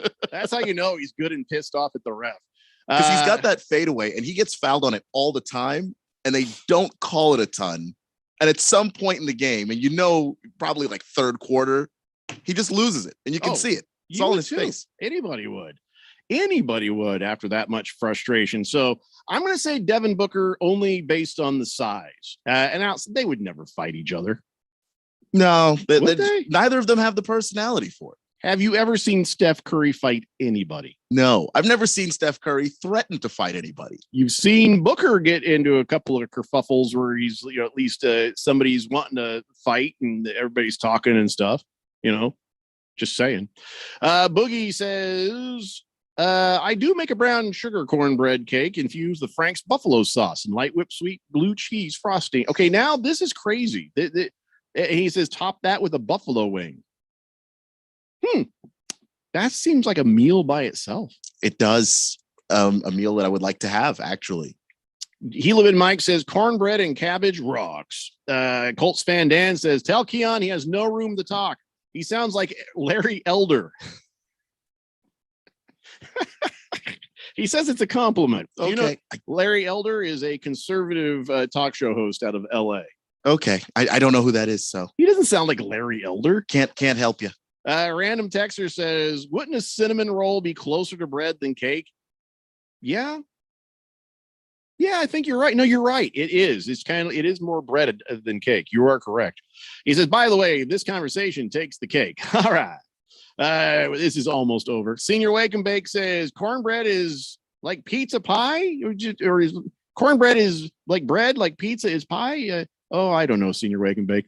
Watermelon says, just to clear things up, it's made with wheat. If it's made with wheat, is it bread?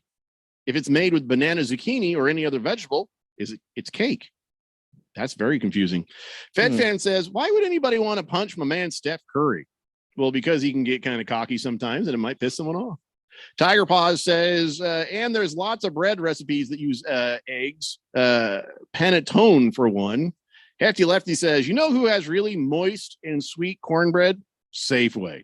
They have jalapeno one too, and man, is it delicious, especially when I melt some pepper jack cheese over the top. Never had it with the pepper jack cheese, but jalapeno cornbread is fantastic. It's delicious. Colts fan Dan thinks that once that Kardashian girlfriend of him makes him mad, he'll turn red. I got news for you, Colts fan Dan. I'm pretty sure she's turned him red a few times already. Random texter says, I got it a cake if it has a candle in it. It's bread if it doesn't. No, I've had plenty of cake with no candles in it. All right, we're done with this conversation. I don't want to talk about cornbread. It's already been established. A majority of people who are listening have agreed that it is cake. Subject closed. Let's talk about the Suns last night. Got their 18th straight win. And, of course, now they're playing Golden State tonight. Both Cams looking good out there. Cam Johnson, Cam Payne, they both scored 19 points. And, we look pretty good. 76% shooting in the second quarter. They led by 69-51 by halftime.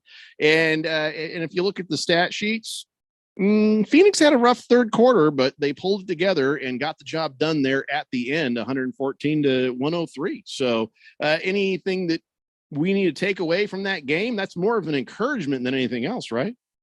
It's very encouraging, especially from where they found offense from in place of Devin Booker. That was pretty cool. They were able to get Landry Shamet going a little bit. Cam Johnson going a little bit. It just seems like they're willing to shoot a few more threes when Devin Booker's not out there, and they're open threes, so you can't really hate the shots that they're taking.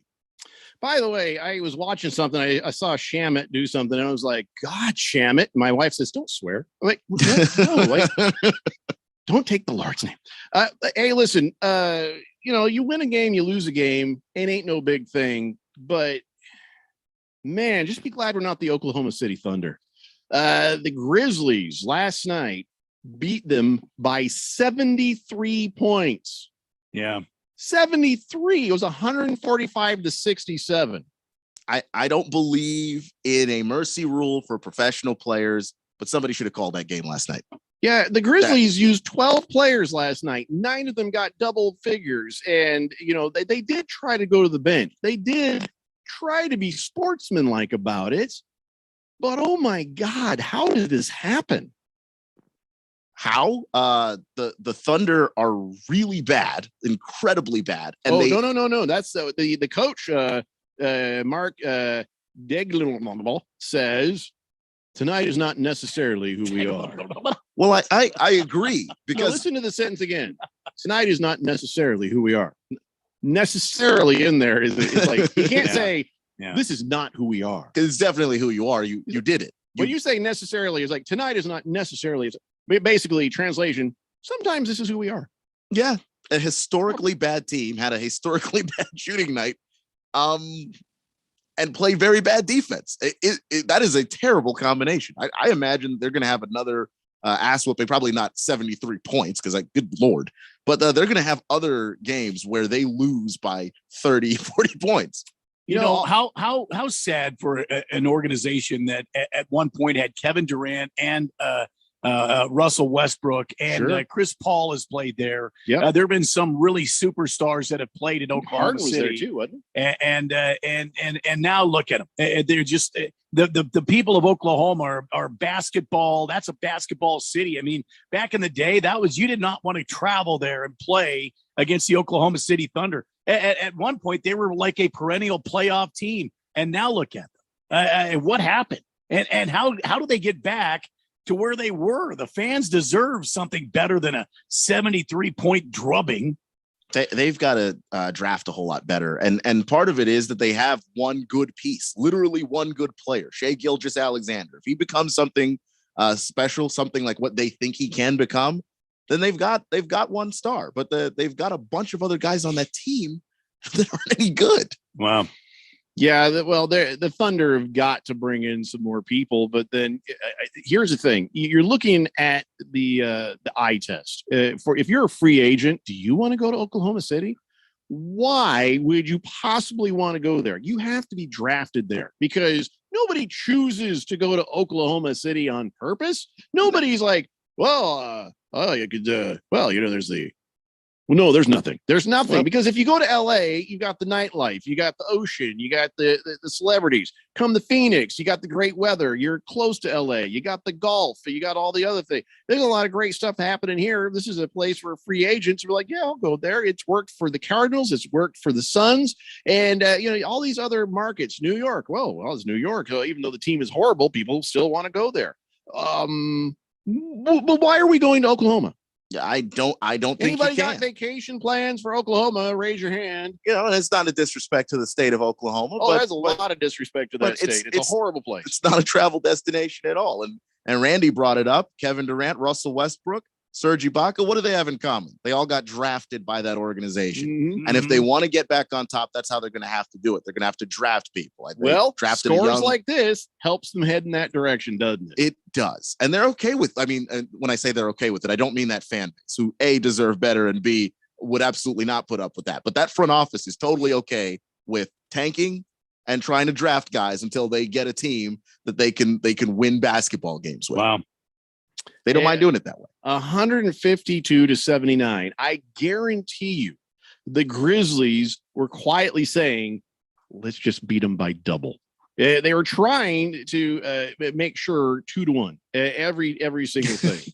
And they almost did it. What's crazy about the Grizzlies is they're not this 3-point shooting juggernaut.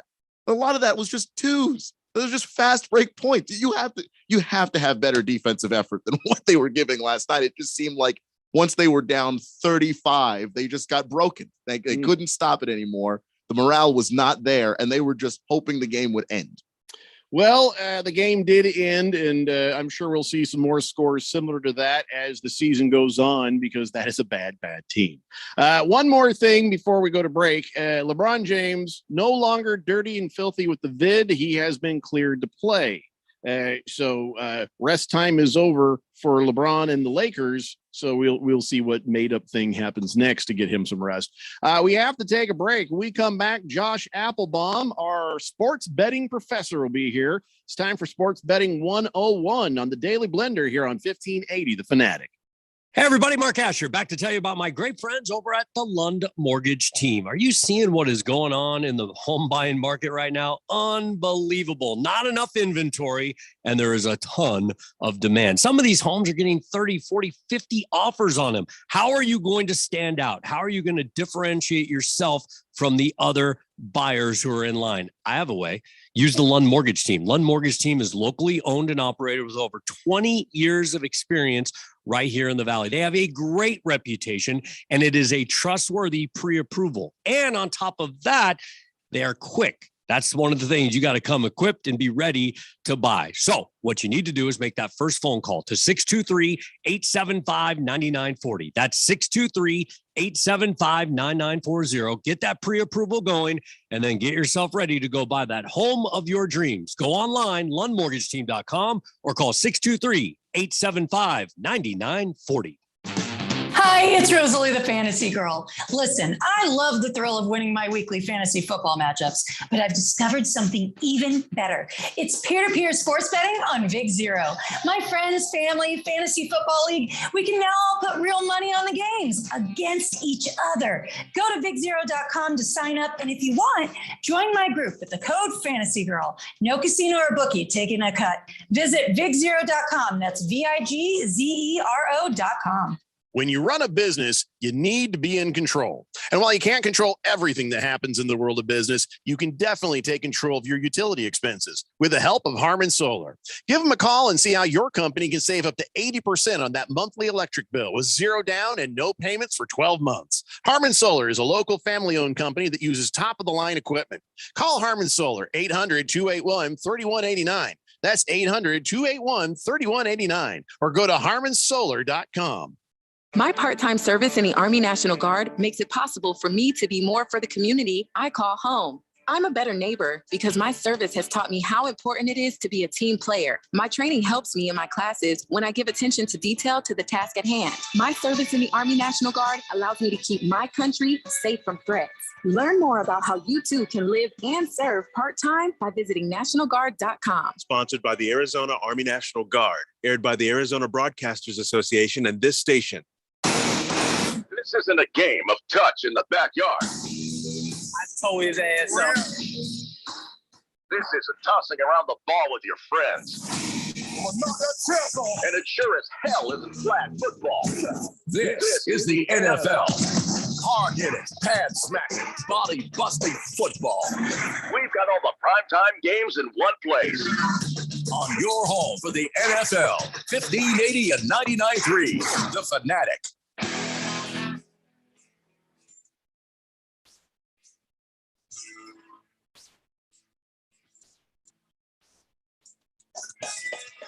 David Blake here on 1580, The Fanatic. All right, guys, here is the schedule for your NFL fun on Sunday night. We got the 49ers at the Seahawks, and on Monday Night Football, Patriots at Bills. Be sure to tune in for that here on 1580, The Fanatic.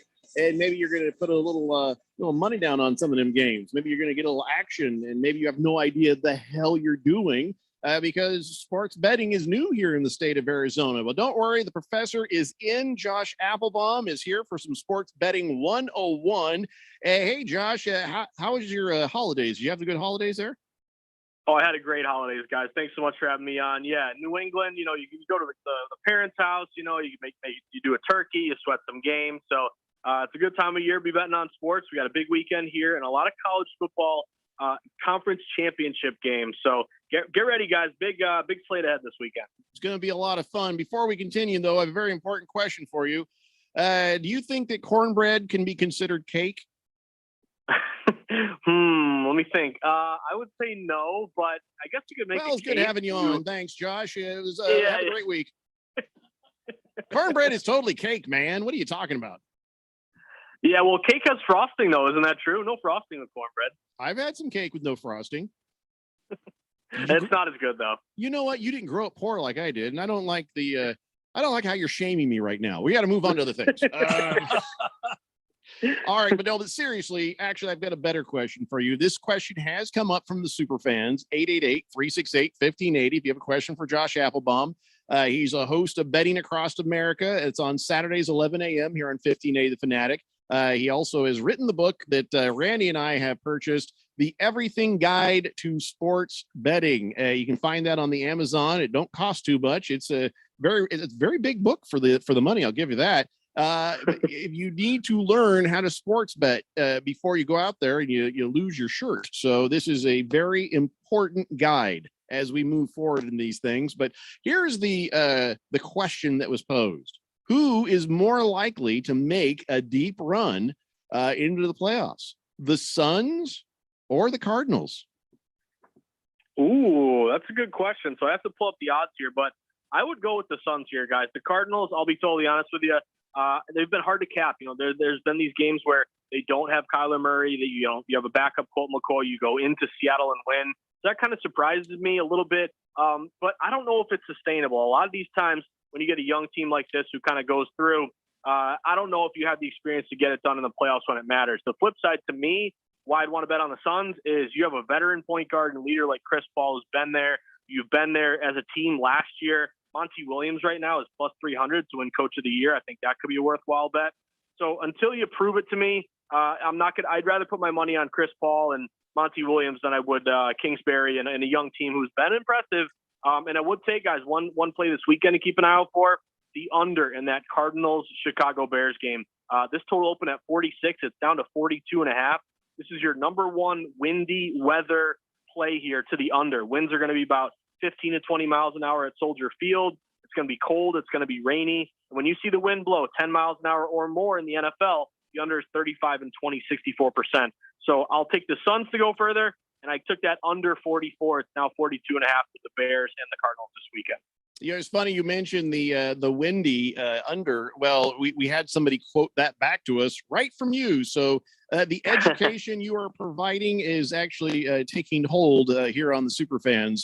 All right. So college football this weekend, like you were talking about, all the championships. Now, keep in mind, Keon Rose is a huge college football fan. All he plans to do tomorrow is to take his eyeballs as close to the screen as he can and fill up his brain with as much college football goodness as possible. He also has a betting app. So you got any good hits for us here? Anything to be looking out for as Keon wastes away in front of a TV tomorrow? Absolutely. Well, hopefully Keon wins all his bets here. I would say just tonight, guys, two big games. Like Western Kentucky playing UTSA. That's coming up in about a half hour. Saw a really sharp line move to Western Kentucky. They opened getting about 1.5 points, 2 points. They're now a 3-point favorite. That's that dog to fave line move that always gets me excited. Western Kentucky at BetMGM only getting 56% of bets, but 70% of money. I'd go money line Western Kentucky. That means just win the game. So instead of laying a 3, around minus 160. The other one would be Oregon Ducks getting 3. That's a rematch game against Utah, who Utah rolled them just a couple weeks ago, 38-7. Now you're coming back at a neutral site. Even though the public is saying, give me Utah once again to roll them again, that line opened 3, stayed 3, even inching to 2.5. So I look at Oregon and Western Kentucky for tonight. But guys, and Keon, you got a lot of great games tomorrow. I'll just run down a few of them for you. Number one, if you want to sweat a lot of points, and it's always fun to root for points if you got an over. But Kent State playing Northern Illinois in the MAC Conference Championship. That total opened at 72, a very, very high total. You don't see 70s very often. That's about as high as it gets in college. But it opened 72. It's up to 74.5. So it's at Ford Field in a dome. At BetMGM, 48% of bets are on the over, but 82% of the money. A lot of money coming on that over. Guys, these teams played a month ago. It was a 52-47 game. So I like over in that one. Keep an eye on Baylor. Baylor's going to playing Oklahoma State there. And you saw a lot of betting on Oklahoma State. They opened like 6.5. They're down to 6, even though everyone's betting them. Reverse line movement to Baylor there. I look at Baylor in the points. Also a sharp move to San Diego State. They're at home against, or they're playing at a neutral site in the Mountain West Championship against Utah State. San Diego State opened -4. They're up to -6. A lot of steam in their direction. Also Cal in the Pac-12 Championship, -2.5 up to 4.5. But guys, I'll make it simple on you. You're looking for probably my favorite play of the weekend this weekend, Alabama. Roll Tide, +6.5. Try to wait and see if you can find a +7. Alabama's in a position that they are never in. You have about 75% of bets on Georgia. The look-ahead number on this game was only Georgia -3 a couple weeks ago. This thing is all the way up to 6.5 or 7. Nobody's given Alabama a shot here. But if you look at Alabama, their last 5 games as a dog since Nick Saban took over, they've won 4 of them outright. So Alabama's never contrarian. They're always a public play. I really like Alabama getting 7. Try to find that key number. They're always a popular bet. They're not this weekend. People dismissing them. I like that angle for Nick Saban to get his team going. I'll take the 7 with the Crimson Tide. All right. Harry Soap says, question for Josh Applebaum. With the USFL starting in a few months, what advice would you give to a newbie who wants an edge on betting on a new league? Ooh, that's a great question. So I think you got to kind of look at each league differently. So I'll put, USFL in the camp with a couple low bet sports that I like to bet on: WNBA and CFL, Canadian Football League. A lot of times in leagues like this, you can find an edge because the public doesn't really bet them as much as the bigger sports.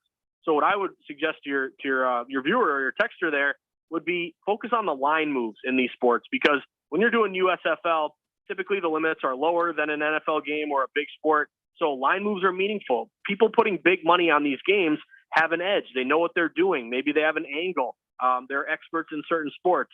So if you see like we saw with XFL or USFL, any of these smaller bet leagues, like if a favorite opens maybe -3 and you see them shoot up to 3.5 or 4, I'd look to follow those line moves in low bet sports, because those moves are being triggered by big money that knows what they're doing and has an edge. There's really not any public money in these small bet sports. It's really people who have an edge. So I'd locate these line moves, and I'd want to be with these line moves before they move too far on you. All right. Well, let me ask you about the line movement.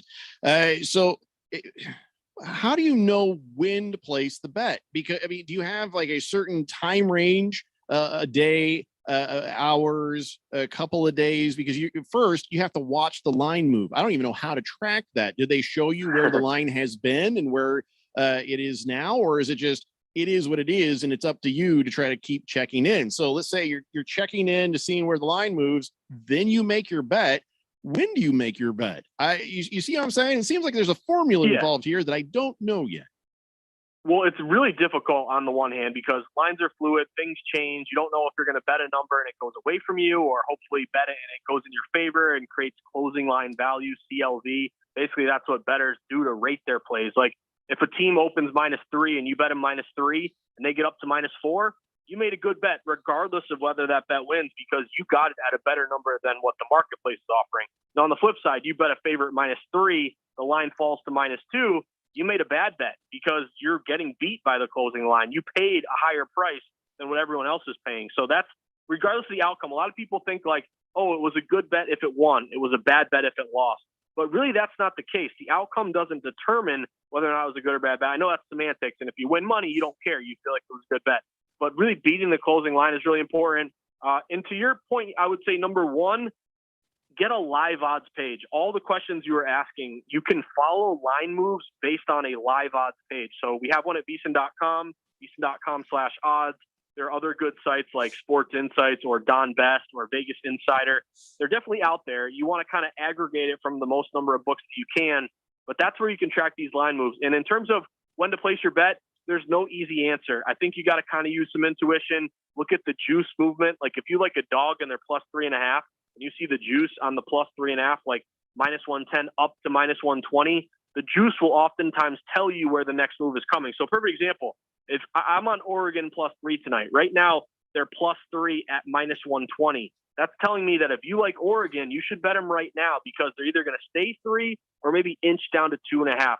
Really in money line sports, it's not as big of a deal. You want to get a better number, but if they win the game, you'll still get a payout. It'll be smaller if you're late, but really when it comes to spread sports and total sports, getting that hook, that extra half point, that's really, really meaningful. And again, there's no easy answer. But one thing someone told me a long time ago, bet favorites early, bet dogs late. Because oftentimes lines will move further to favorites. So again, picking off early favorites in a week in the NFL on like a Monday, Tuesday, if you're a dog better, sometimes you want to wait later and maybe get a better number.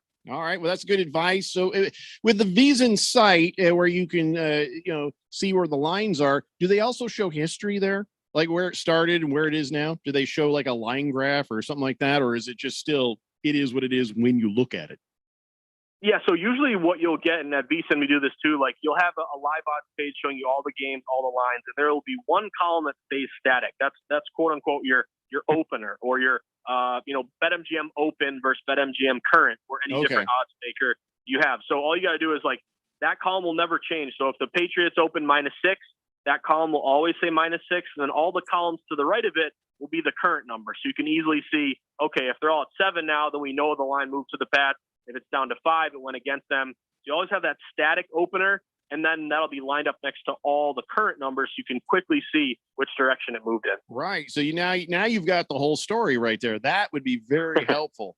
Tell them again the VSiN website where they can see this information. Yeah, let me find it for you. So all you got to do is go to VSiN.com. I would say right now we have a great holiday promo. If you want to give it a shot, only $100. You'll get everything we offer now until the Super Bowl. Best bet picks, stats, splits, power ratings, articles, everything that we can offer you. But to go to NFL live odds page, just go to VSiN.com/odds/NFL. You'll get all the openers, the current lines, and we'll give you all the odds from different Vegas books, the South Point, Circa, Golden Nugget, Westgate, Wynn, Station, Caesars, Mirage, all there. VSiN.com/odds/NFL. Josh Applebaum. He's a host of Betting Across America, Saturdays at 11 a.m. here on 1580 The Fanatic. He's also the host of the Market Insights podcast. You should check that out if you're looking around there on the VSiN site. He's also the host of the book that Randy and I went and got, The Everything Guide to Sports Betting. Get that thing on Amazon. That is the textbook for Sports Betting 101 here on the Daily Blender. All right, one more question before you go. I'm just kind of curious because it came up, the AAF, the XFL, and the upcoming USFL. Which one did you have the most success with? Because it is so hard to figure out, teams and games and a new league and some of these players you've never even heard of. Which one of those you think you made the most success with, made the most money off of? XFL, AAF, which one? Well, XFL made a little bit of money on that one. I would also say, like, one thing you can do if you want to bet these like lower tier sports or niche sports or whatever, go to your futures odds, because the odds makers will rank all these teams to win their championship. And if you have your favorite, at plus 200, and they're playing a team that's pretty bad, and they're plus 1,500 or plus 20 to 1, 30 to 1, you can get a feel for a league that maybe you don't know a lot about, but the odds makers know about based on futures prices. So look at their odds to win their championship. But I would say CFL was a pretty good sport for me. It used to be like just out of necessity when I used to start working at Sports Insights in the summer. It was really just baseball. But then we got into WNBA, CFL, these other leagues here. So again, focus on line movement. I think the key with betting, guys, is take your bias out of it. Don't bet based on gut instinct and what you think should happen. Look at the numbers and let the numbers really tell you where the respected money is at. You want to be against the public, with the house, with the pro bettors. Try to beat the closing line, flat bet, avoid parlays. I have all this stuff in my book. But again, pay attention to the numbers. You're not going to win every time, but if you consistently put yourself on the side of where that respected money is going, you're going to profit long term. You're not going to become a millionaire overnight, but if you do that consistently long term, you're going to have some fun and you're going to turn a profit. All right, Josh, one last thing, because one of the super fans has a question. We're very short on time. He says, Josh, love your book. Website is awesome. I got $1,000. I'm going with 3%, and I'm pacing myself for the long haul. What do I look for in an online wagering site? Ooh, well, number one, thank you. Number two, you're very disciplined with your bankroll, which is key.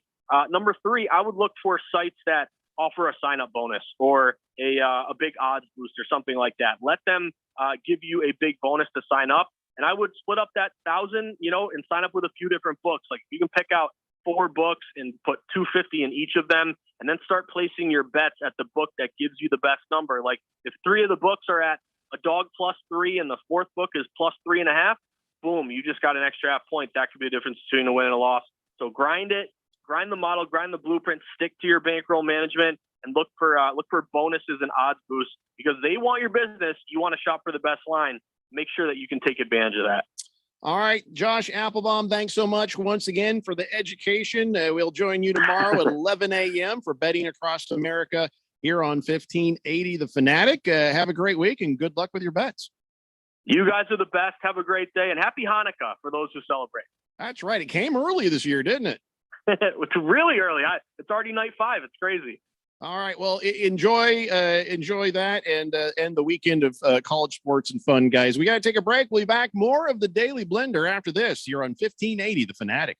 Your home has gone way up in value, but have you taken advantage of it? This is Rob Canier with a phenomenal opportunity to tap into some of your home equity, earning tax-free income and eliminating your mortgage payment while staying in your home as long as you want. With home prices leveling off, don't wait to learn more about the new reverse mortgage. This is a safe and proven money-saving and tax-free income opportunity for homeowners age 62 and older. Call me, Reverse Rob, and learn more today at 602-REVERSE. That's 602-738-3773, or download my app by searching Retire Right with Reverse Rob.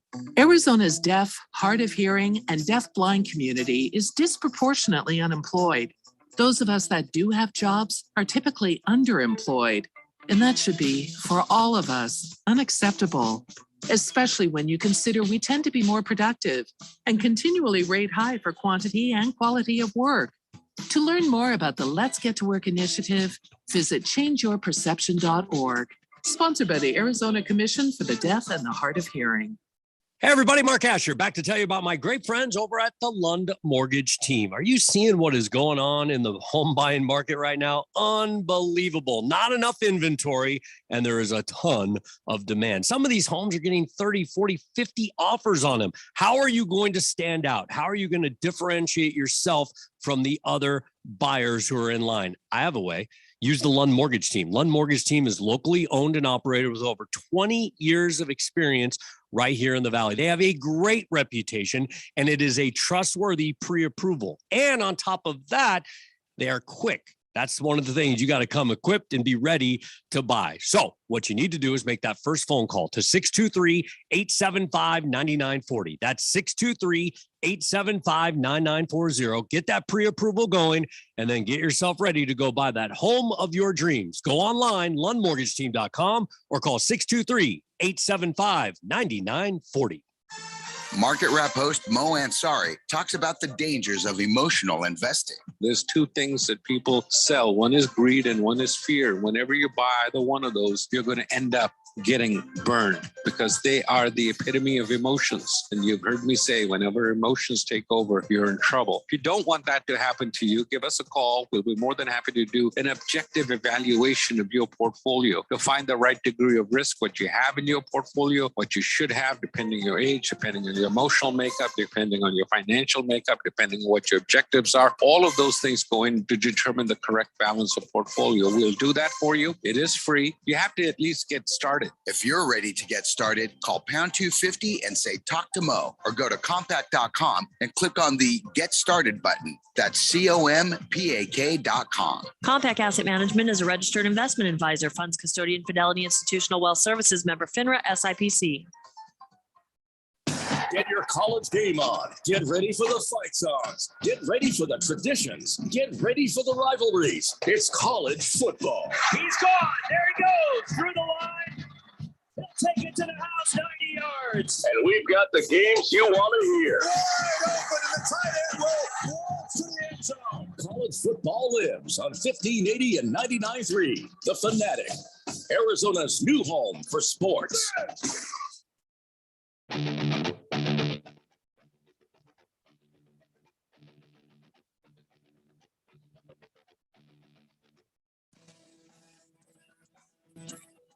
Blender here on 1580, The Fanatic. And Randy, I know that it is over for you and your bet that had to do with the Detroit Lions. Yeah. They are 0-10-1, a 0% chance now that they'll have a winning season. Yep.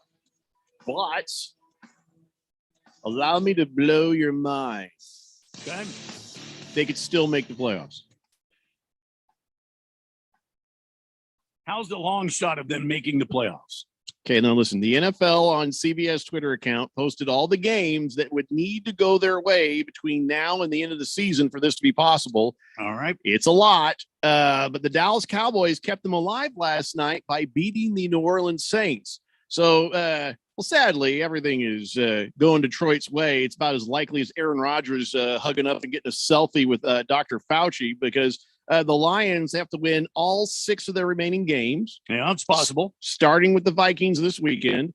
That's going to happen. Yeah, then they play the Broncos, the Cardinals, the Falcons, the Seahawks, and the Packers. Well, there's only one game they're not going to win out of that, so it'll be the Cardinals. Yeah, they're going to lose every game. But if they were somehow able to make a miracle, I looked at the CBS chart. It takes a combination of 48 teams doing exactly what the Lions need them to do, plus winning their remaining games. And the Jets, the Dolphins, they have to beat the Saints. But hey, it's a fun dream, right? 2 more days, anyways, for that dream to exist. After this weekend, it's over. What you're saying is there's still a chance. There is still a chance for Boogie's Detroit Lions to make the playoffs. All right, let's go. Let's go, Lions. Here we go. Everybody else jump in line. Do what you need to do. We need the Detroit Lions to make the playoffs. Here we go. That's 48 different games, Randy. 48 different games have to go exactly the right way. It is the very definition of not controlling your own destiny. I mean, I've seen weirder things happen. There'd be nothing weirder than this. Have you seen weirder than this? Next question. What weirder things have I seen? The damn Cardinals going to the Super Bowl.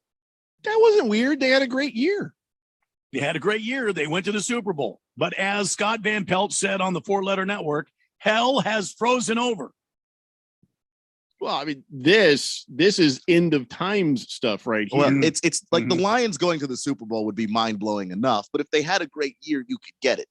They are 10-1.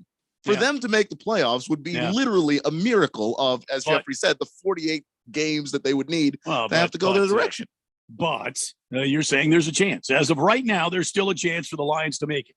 Possible, not plausible. Yeah. Well, you believe what you want to believe, and I'll believe in spaceships. Well, you keep hope alive, Randy. But there is a glimmer, a slim, itsy-bitsy, teeny-weeny yellow polka dot bikini of hope right there. 888-368-1580. Big George says, I like that public service message for the Arizona Deaf Association and how they're disproportionately disadvantaged in the workplace. Public service ad mentioned some good resources for deaf people, but the problem is, how's a deaf person going to hear this ad on an audio-only platform? Well, it's not for deaf people. It's for people who would potentially need to hire advocating for deaf people. Keon, you're such a child. You're such a child. No, the deaf people will grab the radio and hold it with their hands, and it's like Braille that comes through. They actually understand what's happening. Oh, well, I'm sorry. I didn't realize that's how that worked. How come they don't have something like that for the deaf people? Like a Braille for deaf people. Oh, wait. It's just a written word. It's closed captioning. That's what it is. It's just reading. I wanted something tactile. We've made it really hard for the blind people to read. It ain't fair that deaf people get it easy. Of course, blind people can hear music and this show. So I guess it just sort of all balances out, doesn't it? That's one way of looking at it. Well, or Big George, it could be that, somebody who knows a deaf person will hear this and help out their friends. So I think that's what it is. Yeah. All right. So we haven't talked about last night's game. Not really. It was horrible. And let me tell you why. First off, it gave Randy White a nice lead over me in the fantasy football because I didn't realize you had the Cowboys defense. Yeah. Yeah. It started off strong, even stronger, dropped down, came back up. All those interceptions sure helped your cause. And you had Pollard. I didn't think Pollard was going to have a good game at all. And boy, howdy, did you pick that one right? He had a great game. I've been on him from the beginning. I picked him up in one of those panic laden late night sessions, trying to put my team together so that we show up. And there he was. And I feel, but I have every confidence, Jeffrey, that you will make a comeback and beat me by the end of this weekend. I even told my wife last night, I don't like when I play Randy because I'm always pulling for Randy to do well. I don't like rooting against you. And now I'm rooting against you because I'm losing. My guy had 2.5 points. So good luck anyway. I won't be mad if you win. But same to you, pal. Same to you. Keon's job sort of depends on him losing to me whenever he plays me. And That does it. I think you won last time. I beat you last time, yeah, which I needed to. It was a must win for me because I was about to be 0-5. Let me get my pen here. How long have you worked here? Not including today. Just do you have a count? I played the 5th. What was your start date? Well, you're lucky my pen's not working. So Taysom Hill, we know that experiment. It's pretty obvious. He's good for a play. He's good for a gadget. He's not good for a game after game. I don't understand what Sean Payton, one of the brilliant offensive minds in our day of football, is doing. I do. You've got a quarterback on the sideline who's healthy and can play, and then you've got Taysom Hill who can come in as a gadget player, and you kind of move them in and out. Come up with a scheme. Come on, this is Sean Payton we're talking about. This is not, Floyd Gilmore, who just came up from, University of Texas, San Antonio to coach an NFL team. Come on. No, I got this. Here's what is happening. He knows that the Saints have no hope with Trevor Siemian. And right now, you see his grin sometimes last night. He's just screwing around. He already has gone to the GM and the ownership and said, guys, with what we have, nothing good's going to happen. I'm going to play around. I'm going to experiment. I'm going to see what we can throw at what wall and see what sticks. These are kind of things that help us evaluate some of these guys. This is basically preseason for next year. Nothing good is going to happen with the Saints between now and the end of this season. So he may as well just have a little fun with it. And it was all fun. It was all fun and good until the horrible call by the officials. I've never seen a team after one call fall apart so badly. But there was this blindside block call. And when you watch it, it was funny. When the play happened, my wife says, God, that was a good block. Boy, that was a good block. Jaron Curse was coming in, and Garrett Griffin just going to bam, blocked him so hard he kind of went flying. That was not a blindside block. No, it wasn't. That was a great block. And I wasn't blindside. I didn't get to see it in real time because I flipped over to the Suns game to see how they were doing. But no, it's absolutely not a blindside block. Their helmets touched in the front. How is that a blindside block? Yeah, and it wasn't like leading with the helmet. He hit him. It was nothing illegal about it. It was just he just went like that. That's all he did. He didn't hold him. He went like that, like you're supposed to do, like you're trained to do. And you see, as he comes in, he's keeping his body in a position to be in front of Curse. And he hits him right in the right spot. There is no side action to this. And so some referee from a bad angle says, blindside block, throws the flag. Sean Payton's losing his mind, talking to anybody who will listen that's wearing stripes. And he got nowhere. And nobody can still say why that was a blindside block. They're not explaining nothing. And there's no transparency with it because I can promise you, somewhere out there at this exact moment is a kid in Pop Warner football being taught to block exactly like that. So I don't understand what he could have done differently, what he should have done. And this is why the league has to explain it. Because if there is something that they saw there, and I don't think there was, but if there was, you have to be able to say to a player, don't do that, do this. Otherwise, what are we doing? Well, I think that this will just go down as it was a bad call, but it was a good block. So kids, keep blocking the way your coaches have been training you to. Yeah. You know, we've got a whole lot of new great ways of tackling. They're teaching them how to hit. They're teaching them how to do things where it's a bit more safe. You know, lead with the shoulder, do these things. And you've seen the numbers go down. We're still going to have injuries. We're still going to have incidents and accidents. But it's safer and better than ever. Doesn't even matter what I'm saying. That was a good block in any era. That was not a blindside block. No. And like you said, they're teaching kids see what you hit, keep your head up, all that stuff. But it's going to be frustrating for not just Sean Payton, but coaches all the levels down that you're watching a game and you'd love to show a kid like this is how you do it. Only that's a flag. 6309, our new texter from earlier, says, you will never see that on a straight drop back ever. Horrible call. And by the way, 6309, if you're going to be texting in, it is time for you to chip in and give yourself a texter nickname. Now, if you need help, Randy has a fine selection of them. Some new ones have come in. Hell, I might just call you horrible call, but that seems rude. I don't want to call you horrible call. Right. 6309 says, that's only on returns, reverses, open field runs, etc. Not that. Listen, we all agree on this. We also agree you need a texture nickname, so let's get to work on that. 888-368-1580. 602 Pats fan says, I wonder when the NFL is going to hold these refs accountable for bad calls. There's going to have to be some changes in the CBA later between the refs and the NFL, I guess, because everybody tells me how amazing the union is for these refs. Who's in charge here? Who's the boss of this? It's not like players and owners, those two benefit each other. The referees work for you. This is no beneficial anything. I don't know. It should not be taken the same way, if you ask me. All right, guys, one more hour of the Daily Blender after this here on 1580 The Fanatic.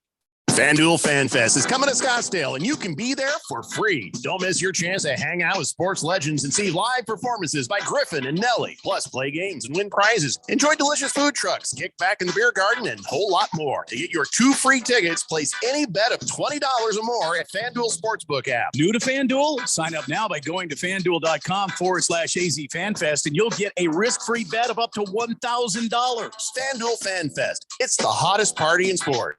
Presented by Lionsgate American Underdog, and it all goes down Saturday, December 11th at Westworld of Scottsdale. Just visit FanDuel.com/AZ FanFest to get your 2 free tickets now. That's FanDuel.com/AZ FanFest. 21 plus and present in Arizona. Opt-in required for existing users. Refund for new users is issued as a non-withdrawable site credit that expires 14 days after receipt. Restrictions apply. See full terms at FanDuel.com/FanFest. Gambling problem? Call 1-800-NEXT-STEP or text NEXT STEP to 53342.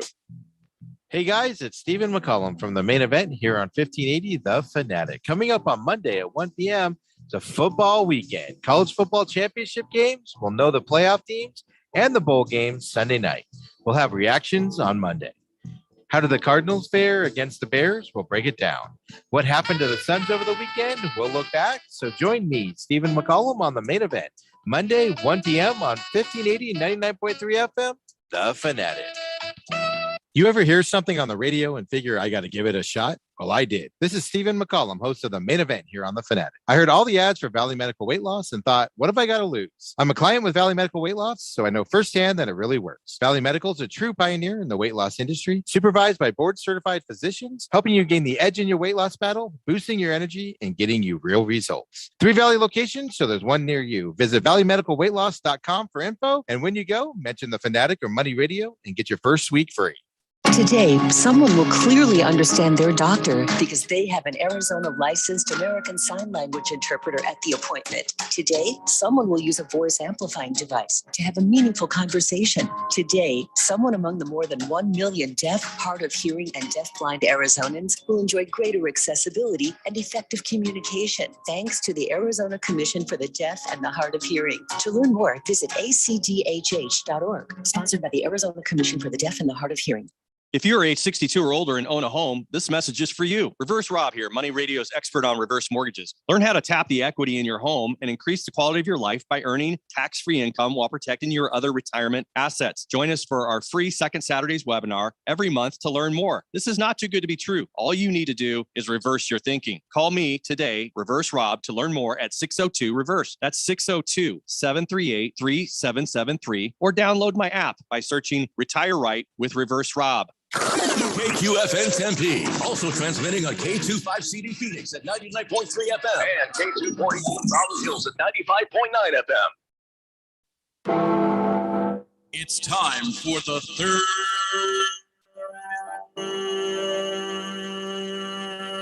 hour. All right, people, settle down because it's time. Time for what? Showtime. When does it start? Right now. 3, 2, 1. Let's get on with the show. Let's do it.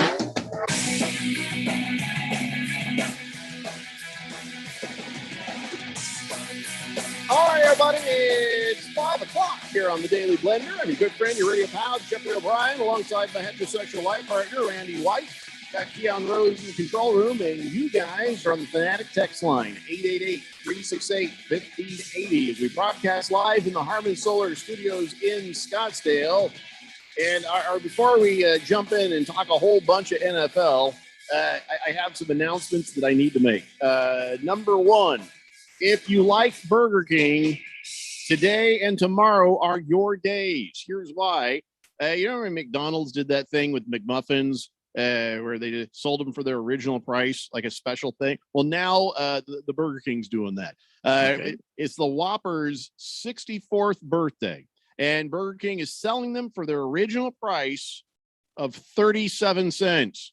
What? Yes. You can get a Whopper for 37 cents. It's what they cost when they debuted back in 1957.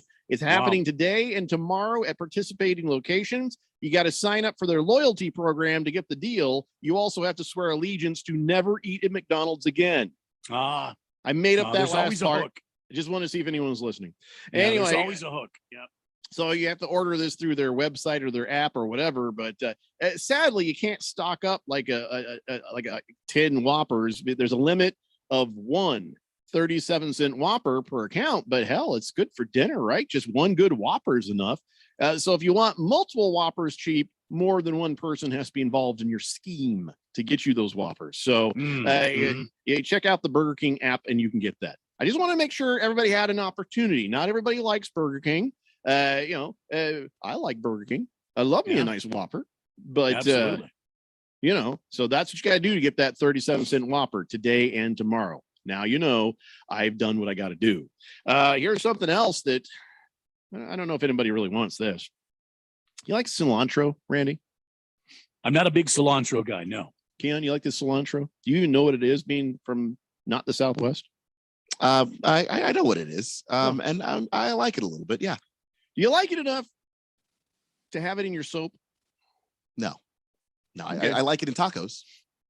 Well, I guess Chipotle has decided this is a perfect gift for cilantro lovers, and I guess a gag gift if they're a hater.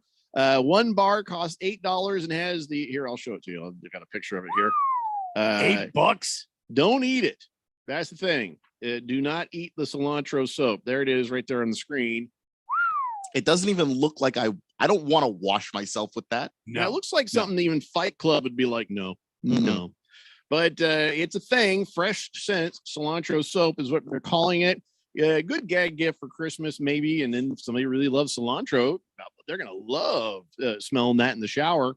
I don't know if there's actually ground up cilantro in there, but one of the main ingredients is coriander essential oil, which is cilantro. So I guess you go to chipotlegoods.com if you want one of those things. And the last thing for all you men out there, do you like the cowboy boots? You ever wear the cowboy boots? Well, if you love you some cowboy boots, and let's say you love you a Dodge truck, you can get a pair of Dodge Ram boots right there. I guess as far as boots go, all they did was probably buy a bunch of boots and put the Ram logo on it right there. Yeah. Those aren't bad boots. No. I don't know how you judge boots. Boots are boots, right? Well, there are good boots and bad boots, just like there's anything else. There's good and bad. But do those look like good boots? They look like good boots. Of course, this is just a photograph, so I don't know for sure. They better be, because they cost $2,500. Oh boy. Yep. Wow. $2,500. I guess Dodge teamed up with Lush's. It's a high-end boot company. So they must be nice boots, but it's new limited edition boots for their limited edition Ram trucks. So they got them for men and women, and they range from $700 to $2,500. So Luchis. So maybe that's a Christmas present for your never heard of them. Ram truck lover. Must in be your life. way outside my budgetary constraints. Yeah. Dropping the soap says, could you please announce when the Jaguars Gentleman Club will be going back to their anniversary prices, please?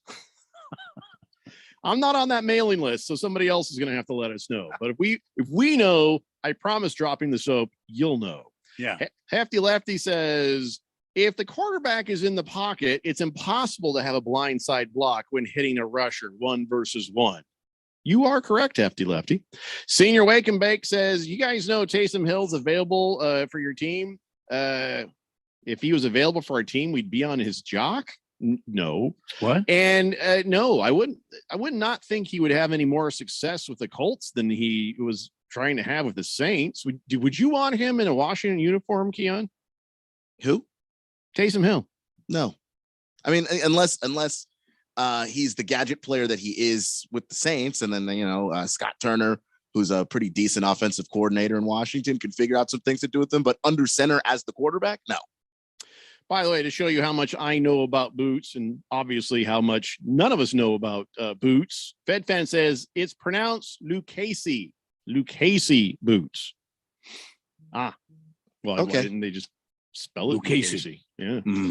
Hefty Lefty says, I think the NFL is truly just testing how far they can go to prove the other leagues and how much people are addicted to this league. These rule changes and horrible inconsistencies are going to keep getting worse until enough people stop watching for an extended period of time. I don't really believe there's a correlation there, but I think that enough coaches start to raise hell. That means enough owners start to raise hell. Then maybe you might see some changes. It goes up the ladder: coaches, owners, Goodell. And why the coaches don't make more noise about this, I don't know. I mean, publicly you're not allowed to, but privately you're absolutely allowed to talk about it. And I think it might matter which coaches raise hell. If Sean Payton does it, if Bill Belichick does it, these guys that are not going to be fired, Bruce Arians, anytime soon, it might carry more weight than if Urban Meyer were to complain about it, or Joe Judge or somebody like that. Yeah, but Dan Campbell's like, get Roger Goodell on the phone. Oh, they'll laugh and they'll laugh. Daylight Drew says, happy Friday, fellas. Enjoy Championship Saturday. Please pour me a Maker's Mark. There you go. A little something for you there, Daylight Drew. Good to have you back. Blissful Hayes says, happy National Bartenders Day, Randy. Can I buy a round for the Blender crew and Absolutely. the Fourth Dimension? Yeah, well, Fourth Dimension on request only, but I could definitely use a little liquid happiness going into the weekend. Why not? Speaking of Bruce Arians, he is mad. What else is new? No. This is, hey, remember when they said, hey, we went out and we got us an Antonio Brown. Antonio Brown? Oh, that guy's a lot of trouble. Hey, one mistake and he'll be out on his ear, said Bruce Arians back in October of 2020. Yep. Well, here we are. Pretty sure falsifying your vaccination card, that ought to count as a mistake. At the very least, a mistake.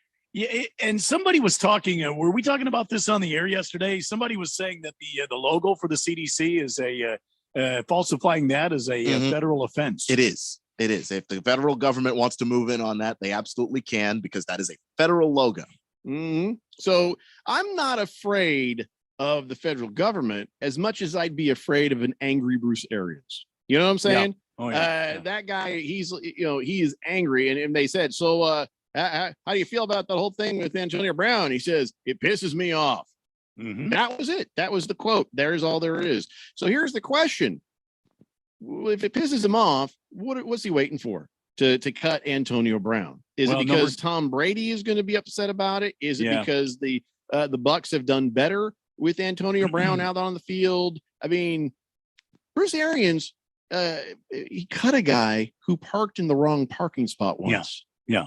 Why is he holding back on Antonio Brown? Well, I think it's because number 12 is already talking to him. Hey, this is something we couldn't foresee. This is way better than what he's done in the past. It doesn't involve a female. It's not going to be a courtroom drama. He's not going to be thrown in the jail. He's just going to have to do a 3-game suspension without pay. And listen, let me take care of this situation. And I'm sure that's what the deal is. I'm sure number 12 is just really for whatever reason. Number 12 is working on Bruce Arians to help keep Antonio Brown employed with the Bucs. Yeah, I agree with Randy. The reason that Bruce Arians isn't coming down on Antonio Brown like a ton of bricks is for the same reason he signed Antonio Brown in the first place. Because you remember all the quotes before they signed him, Bruce Arians didn't want him. Didn't want him in the locker room, didn't want him anywhere around, and Tom Brady talked him into it. And I imagine Tom Brady has a bit of say-so and a bit of cachet with Bruce Arians, and that is what is saving Antonio Brown's ass right now. Keep in mind, Bruce Arians, not a man to be trifled with, plus a 3-time cancer survivor who is trying to keep his own health, trying to stay out of trouble. His immune system can't be all that great. Look at the man. And also, he went out there and said, look at my team. Look at my team. 100% vaccinated. Look at my team. Look at us. Bruce Arians does now not he like looks like a dope. And he doesn't like that. Of all the people on the planet Earth who hate to be made to look stupid, Bruce Arians is not that person. He is a cool, even-keeled individual, someone you'd hang out and have a drink with, friendly guy. He gets along with all the players, all the staff. He's a good guy. But when you make him mad, there's nothing that protects you.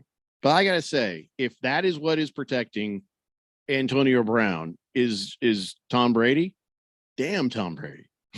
Damn Tom Brady's got some power, because I wouldn't even imagine that. The only other thing I think is he sees the difference in how the team plays. They're looking for another Super Bowl win, and he's just going to bite his lip and say, okay. Because Bruce Arians is the kind of guy that's like, we can win this Super Bowl without you. We do not need you at all. Can they win the Super Bowl without Antonio Brown?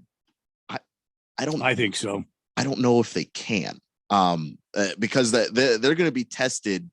I think going into the playoffs far more than they were a year ago. They really didn't get tested that hard up until they played the Packers, and even then had to come from behind to beat them. And then they ran into a Chiefs team with an offensive line that was dying. I think that they're going to need everything that they can get to repeat, because repeating is just hard. It's just a difficult thing to do. Well, I hate this look. Now, it's not because I got it in for Antonio Brown. It's more because, the guy's put his foot down and said, if this, then this. And now he doesn't have the power to do this. He's a toothless tiger now. Well, I think he does have the power to do it. I think he's choosing not to do it because of number 12. And it's because Tom Brady's not like bending his arm behind his back. He would do it despite Tom Brady. But he doesn't want to treat Brady like Belichick did. And you have a guy with 20 years of quarterback experience, 7 rings. I think he gets to carry some more weight than if your quarterback were Matthew Stafford. I like Matthew Stafford, but Matthew Stafford shouldn't have that kind of weight. If Sean McVay had to bend a rule, it better not be because Matthew Stafford said so. But Tom Brady's going to get to have a say that other quarterbacks simply aren't going to get to have. Harry Soap says, as a fantasy football owner of Chris Godwin, I got 2 words for Antonio Brown. Thank you. Senior Wake and Bake says, yeah, the guy that was in the wrong parking, I'm guessing that dude was on the practice squad. No, he was an actual team player at that point. He was a starter. It was preseason, so who knows if he would have really made the final 53. Daylight Drew says, hopefully the Cardinals score more points than ASU basketball. Just saying. Boogie says, for those of you interested, we're starting a fantasy football support group on Twitter for those of us who've been ravaged by injuries this year. Sounds like you've been ravaged by excuses this year, Boogie. Cheers. Fed Fan says, I used to sell cowboy boots at Shelpers when I was working 2 part-time jobs. Oh, so that's how she knows those boots are pronounced Luke Casey.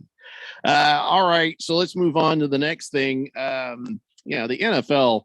Yeah, here's the thing before we move on. The NFL, are they investigating every team's ledgers of vaccination cards to say, well, okay, now we've got a problem. Now we've shown a couple of people have falsified their vaccination cards.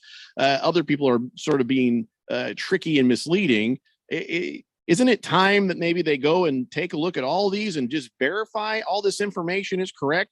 And here's why. Again, this is not going to become the conversation about, anti-vax, pro-vax. This is just a thing. It's like it's a rule. They are supposed to be vaccinated.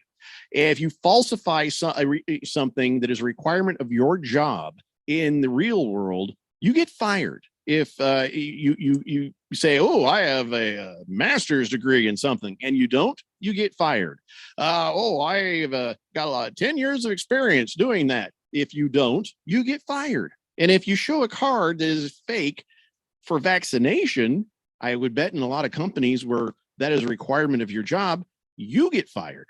NFL, guess you don't get fired, you get suspended. Okay, so now is the NFL going to go through and make sure everybody is legit? The reason? Because you're in a situation where you are closely, you're physically around these people who are breathing heavy.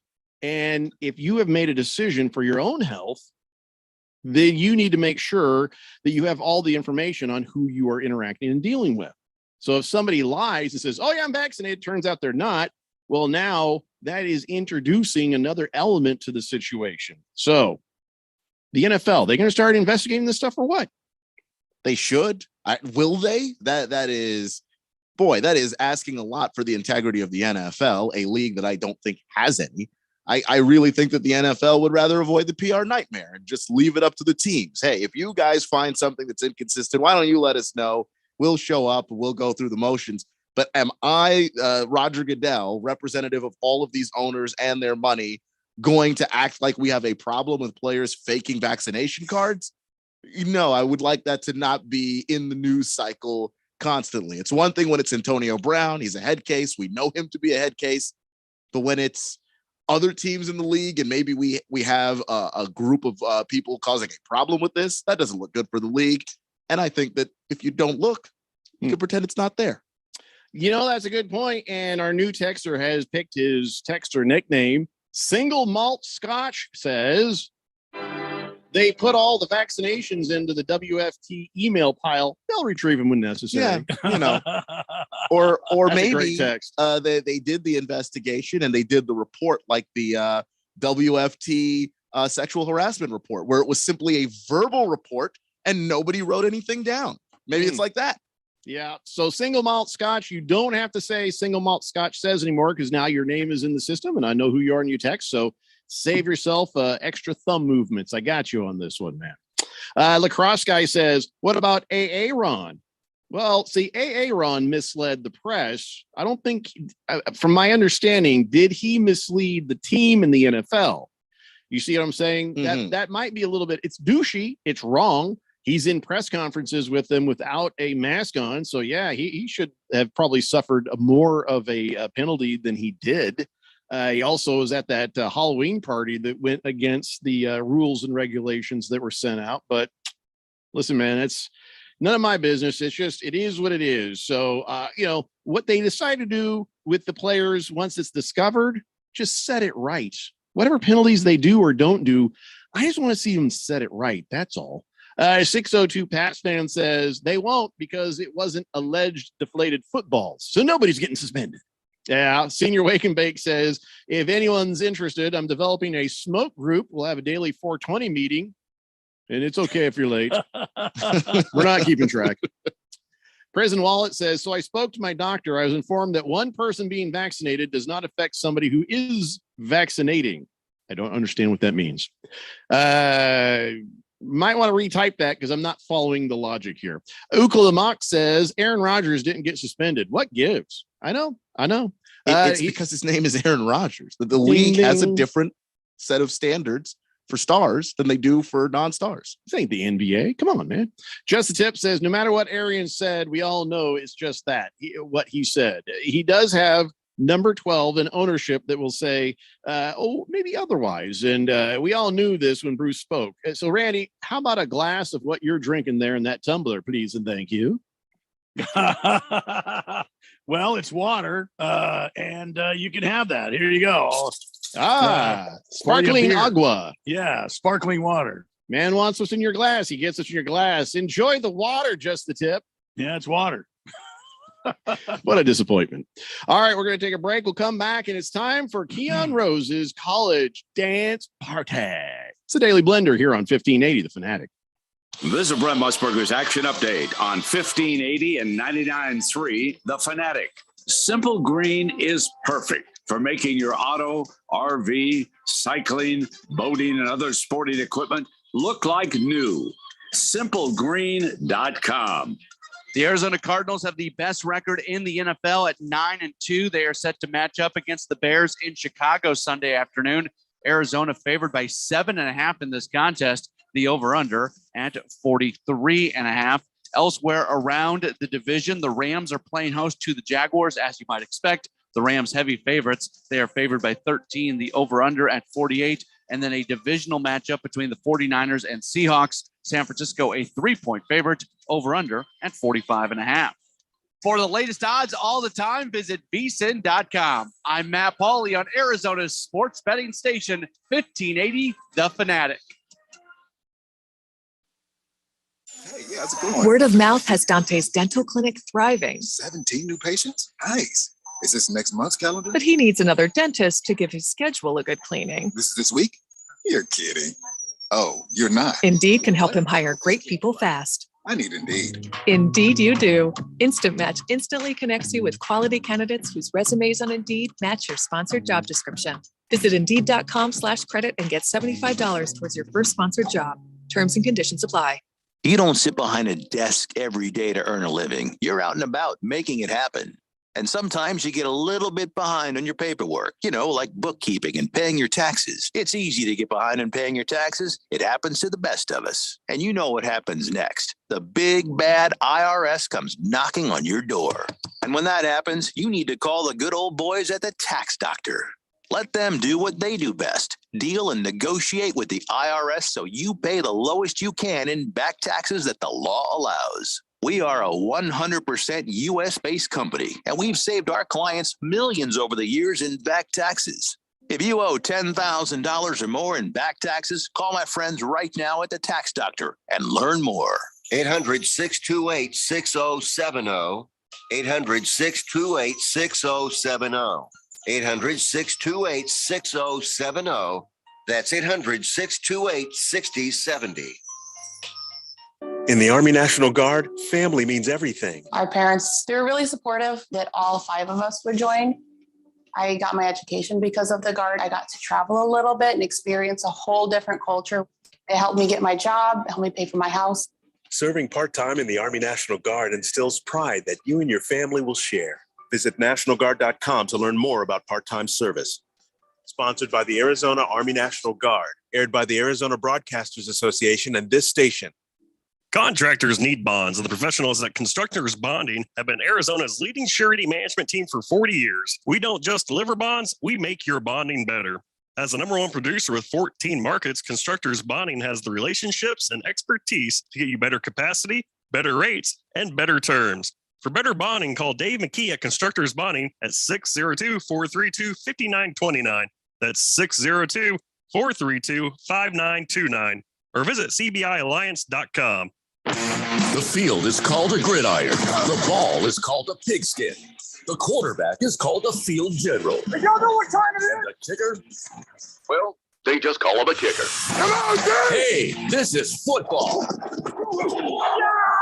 The NFL plays here. Catch all the primetime games, playoff, and Super Bowl 56 on your home for the NFL. Let's go now. 1580 and 99.3, The Fanatic.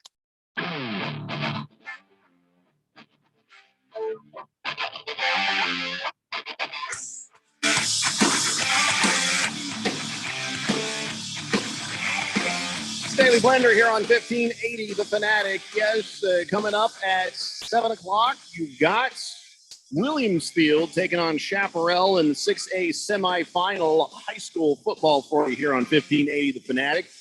Then tomorrow, you got the SEC championship game at, what time is that? 1:30 p.m. And then later on in the afternoon, GCU is hosting Mississippi Valley State. That starts at 5:45 p.m. here on 1580 The Fanatic. Then on Sunday Night Football, 49ers at Seahawks at 5:30. And then Monday Night Football is the Patriots and the Bills. Lots going on here on 1580 The Fanatic. Just the Tip says, damn it, Randy, I was just starting to like you. Why? What did I do now? You only had water in your cup, I guess. Oh, sorry.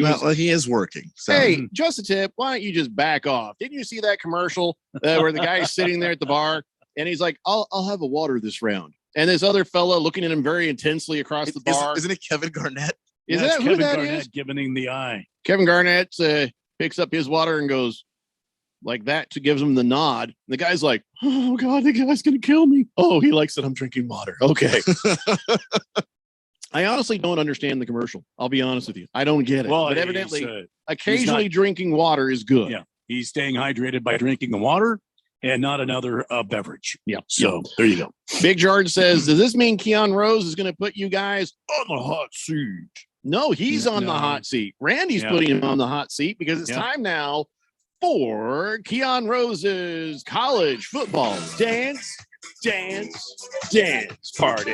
That's right. That's right. We got a little bit of a light schedule this week. So it's championship weekend. It is less championship games, weekend. more matters. Though. One going on right now, Western Kentucky at UTSA, which is University of Texas, San Antonio. And right now at the Alamo Dome in San Antonio, Texas. Hey, give me this update. Who do you think, Western Kentucky or UTSA? Well, I know that Western Kentucky is leading UTSA right now, but I'm going to go UTSA. They have had an absolutely incredible season, unbelievable, 11-1. They were undefeated for most of the year. They were looking for their respect. They weren't ranked in the AP poll for the longest time, and then they finally got in. And they stayed in. They continue to have a fantastic season. They do play very well in the second half, too. I'm going to go UTSA over the Western Kentucky Hilltoppers. Hey, wait, Randy, before you go to the next one. Yeah. Keon, you said you play saxophone, right? I play trumpet. Oh, I want you to learn this song. I want a live version of this song someday. I'll see what I can do. Okay. All right. All right. Number 10, Oregon faces off against number 17, Utah. This is a big game. It's the Pac-12 championship game. That's happening at 6:00 our time at Legion Stadium in Las Vegas, Nevada. Now, Utah, you might recall, whooped the stuffing out of Oregon earlier this year. Do you expect the same thing tonight at the Pac-12 championship? No, I think Oregon comes out with a whole lot more fight. And there's something on the line here for Oregon. Oregon can still make, despite being a 2-loss football team, still make the college football playoff. Now, they don't control their own destiny. They're going to need a ton of help from a bunch of other teams. But if all that is available are some 2-loss teams there, a 2-loss Pac-12 champion could wind up getting in Oregon. And I have a feeling that they're going to come out ready to play, reared up, ready to go, and really be able to take it to Utah, who, by the way, has proven in the second half of this season that they're a tough team to beat. Yeah.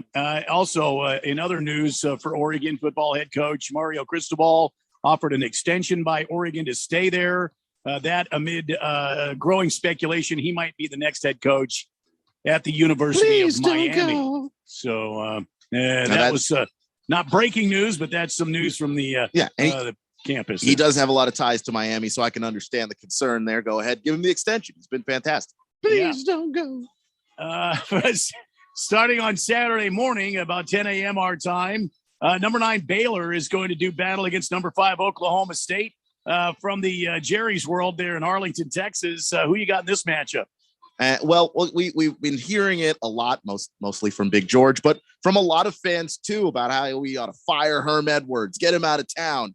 And I think that Oklahoma State is a testament to what happens when you stick with your coach, who's had disappointing seasons, who has maybe had years where they should have made a playoff run and messed it up and screwed it up in various ways. Because now Mike Gundy has the best Oklahoma State team that he has ever had.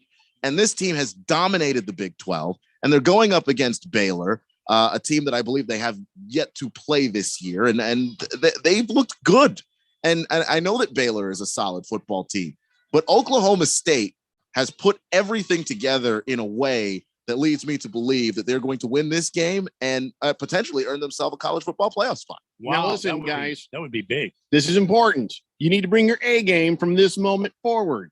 Papa Mike says, I just left the casino in Vegas so I could listen to this awesome dance party. Let's dance. The man has left a hot slot machine just for this segment. Okay.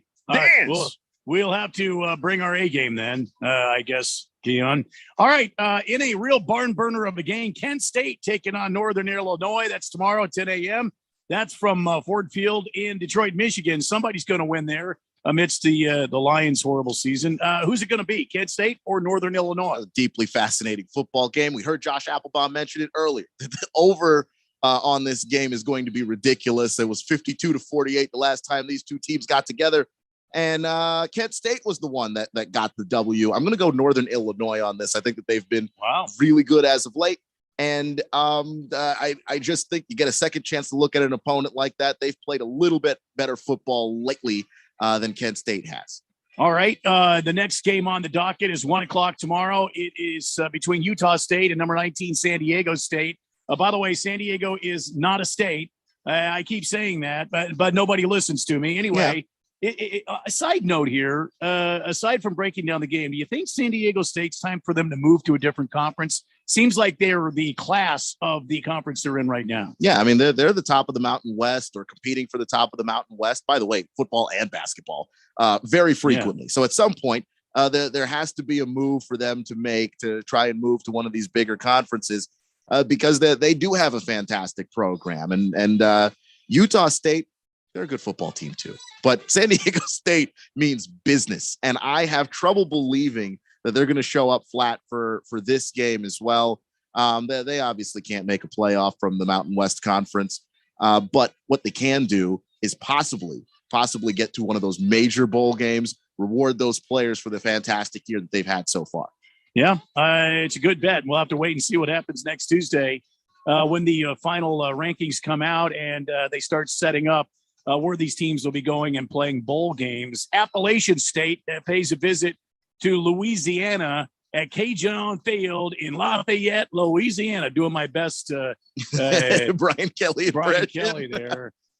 So App State, Louisiana. Louisiana was ranked number 24 in the country. App State, I don't think there's any team you can sneeze at. What do you got on this game? Appalachian State is a scary, scary football team.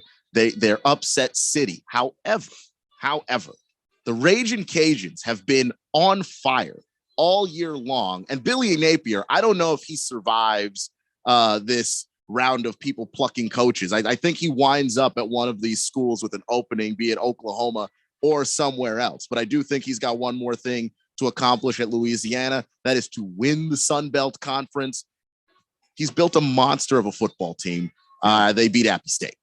So Louisiana wins. And other news about Billy Napier, is he going to end up at Florida? They really want him.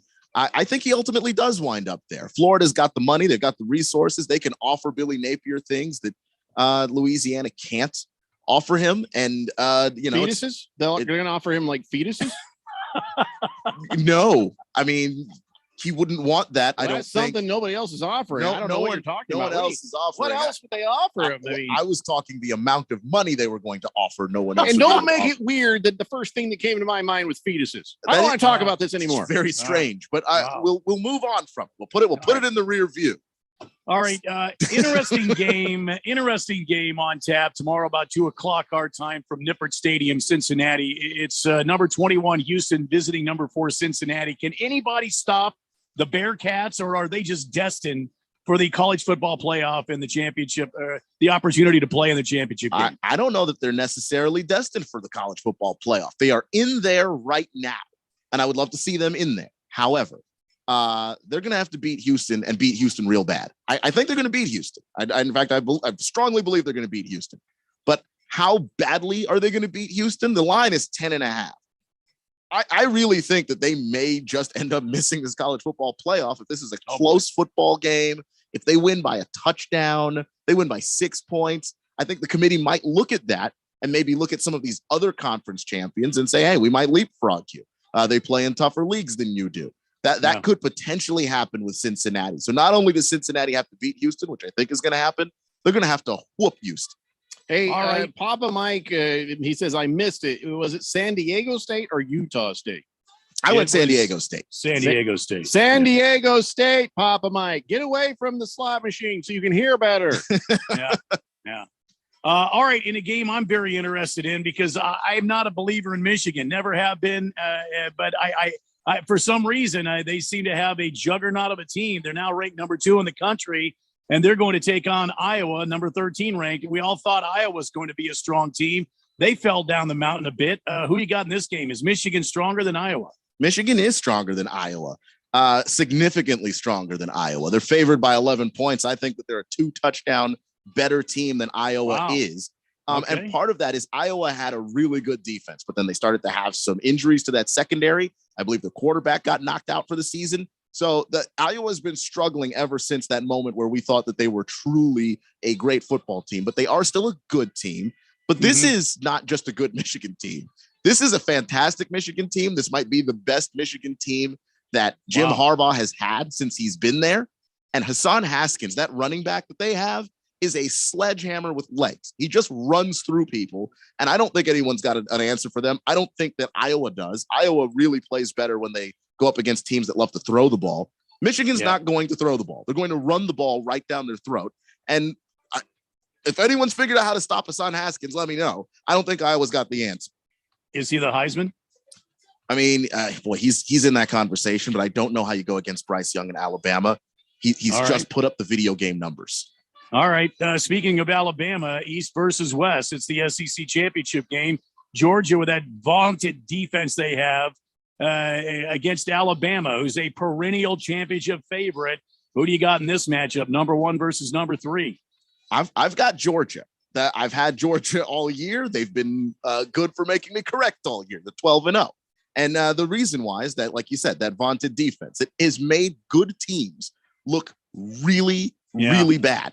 And really stupid. And not only that, but this is an Alabama team that has an issue that you normally don't say about Alabama teams. Right. They can't run the ball. Yeah. When have you ever said that about Alabama? They can't run. Yeah. And if you can't run against most of these teams in the SEC, you struggle. But you can't run against Georgia, that's good night. And this is a Georgia team, by the way, that is used to being the underdog when they play Alabama. They're the better team, but they're going to play like an underdog. I've got the Bulldogs in this one. All right, Big George says San Diego State needs to be extended an invitation to the Pac-12 along with one other school. I would choose either Boise State or UNLV. So make the Pac-14? Is that what you're saying? Yeah, something like. I mean, you're going to have to expand. A lot of these other conferences are expanded too. I would go Boise State. UNLV is not good at football. I think you need to use up all the rest of the card stock and all the stationery with the Pac-12 on it. Then you change the name. I think that would make a lot more sense. Ukla says, what does Keon think about the Marcus Freeman hire? Over at Notre Dame? Well, he's got a ton of experience. So I like the hire for them. Try and keep the ball rolling on what was built there with a guy that knows the ins and outs of recruiting in that area, who's I believe he was at Dayton recruiting well over there. So, I mean, if you can recruit at Dayton, I'm sure you'll have a decent enough time being able to recruit at Notre Dame. It's a decent hire for trying to replace Brian Kelly on short notice, and Marcus Freeman has got himself an opportunity. I hope he takes advantage of it. All right, well, that concludes Keon Rose's college football dance party. We got to take a break. When we come back, I have on this date in Big George's sports history and some other stuff. It's the Daily Blender here on 1580 The Fanatic. Business people like it straight and to the point. So here it is. Bruce Jacobs here to tell you take control of your utility expenses by calling Harmon Solar right now. They can save up to 80% on that monthly electric bill with zero down and no payments for 12 months. Level your energy costs, protect yourself from inflation. How's that for straight and to the point? Here's more. Harmon Solar is a local family-owned company that uses top-of-the-line equipment. Call Harmon Solar 800-281-3189 or go to harmonsolar.com. Hey everybody, Mark Asher. For the past year and a half, I've been telling you all about my friends over at Valley Medical Weight Loss, about how easy, affordable, and effective they are at helping you lose those unwanted pounds. I've done it. I've had a ton of friends that have gone through the program and lost a ton of weight as well.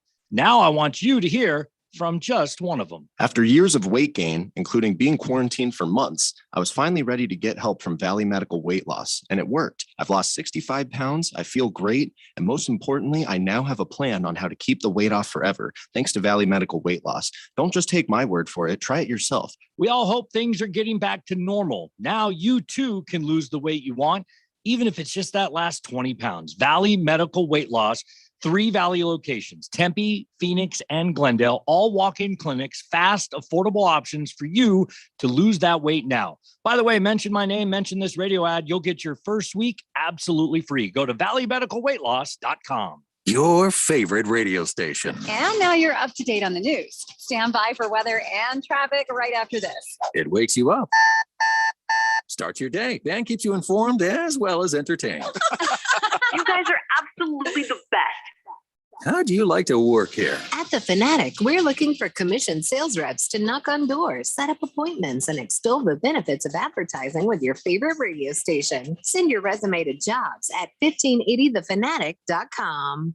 When it comes to automotive repairs, where do you start? Been looking for a new home? Should you rent or buy? If you're looking for the latest trends in the automotive industry or real estate, look no further than the Drive Friendly Radio Show. Hosted by Steve, with over 40 years in the automotive industry, and Felicia, who's well established in the real estate market, you can get great advice and insight you can trust. You'll be smarter for listening, and maybe you'll have a little fun too. The Drive Friendly Radio Show, Saturday mornings at 10 a.m. on 1580 and 99.3 The Fanatic. Being in the Army National Guard is about more than serving your country. It's about being there for your community when your neighbors need you most. The Army National Guard makes college affordable, and serving part-time can help you graduate debt-free. Do you want to stay close to friends and family?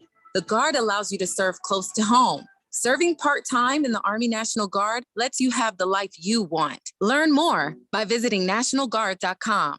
Sponsored by the Arizona Army National Guard, aired by the Arizona Broadcasters Association and this station. This is Brent Musburger. Get the latest betting odds on today's games. Listen for my action updates 6 times daily here on 1580 and 99.3. The Fanatic, Arizona's sports betting station.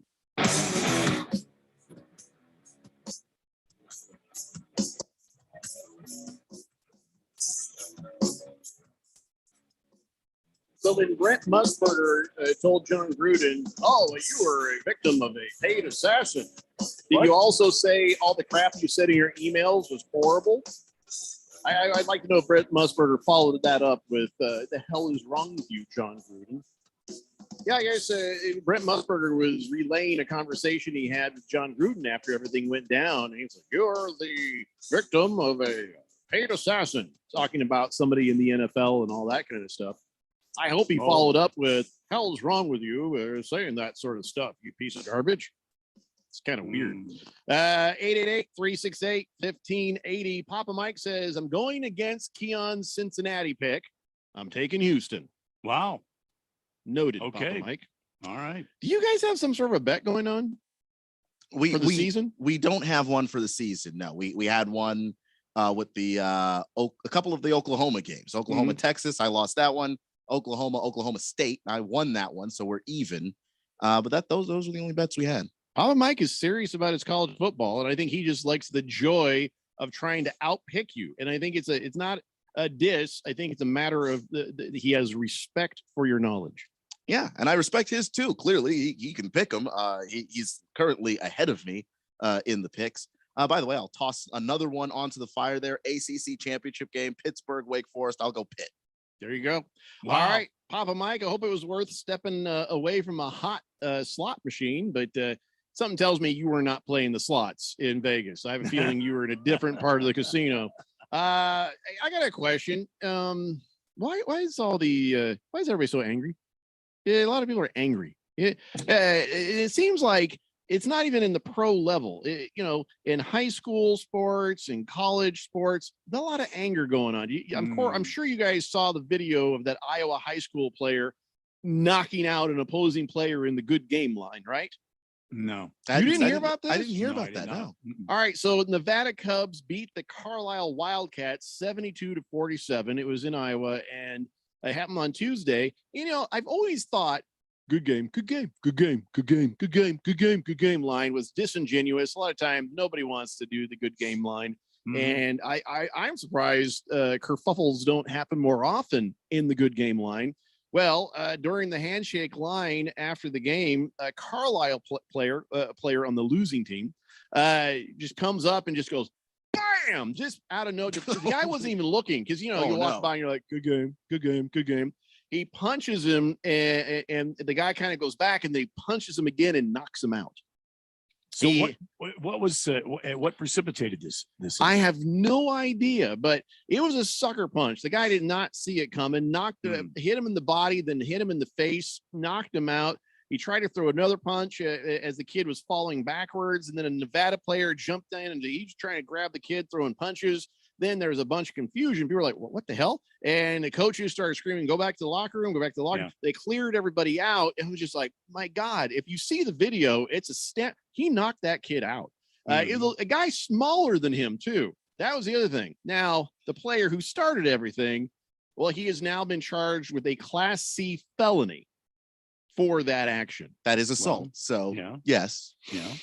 I know. It's just, they're teenagers, though. You just suspend them or expel them. Anyway, you got to put a felony on a kid for starting a fight in the good game line. I mean, hopefully cooler heads prevail and you have a moment there or a lesson there and that there aren't any serious charges pressed. But I do think a lesson does need to be learned here. And so, I mean, if a ride in a police car will help, Well, I mean, it could be the end of this kid's life as he knows it. A Class C felony. He goes down for a felony. Yeah. Hefty lefty's right. It's assault, brother. Ukla says that was hilarious. Not very sportsmanlike, but funny as hell. You and I watched the video a little bit differently. Yeah. I don't know. I don't know if a sucker punch that knocks somebody out is funny. I mean, if that was your kid getting knocked out, at least square up and give him a fair fight. Don't just jump him in the good game line.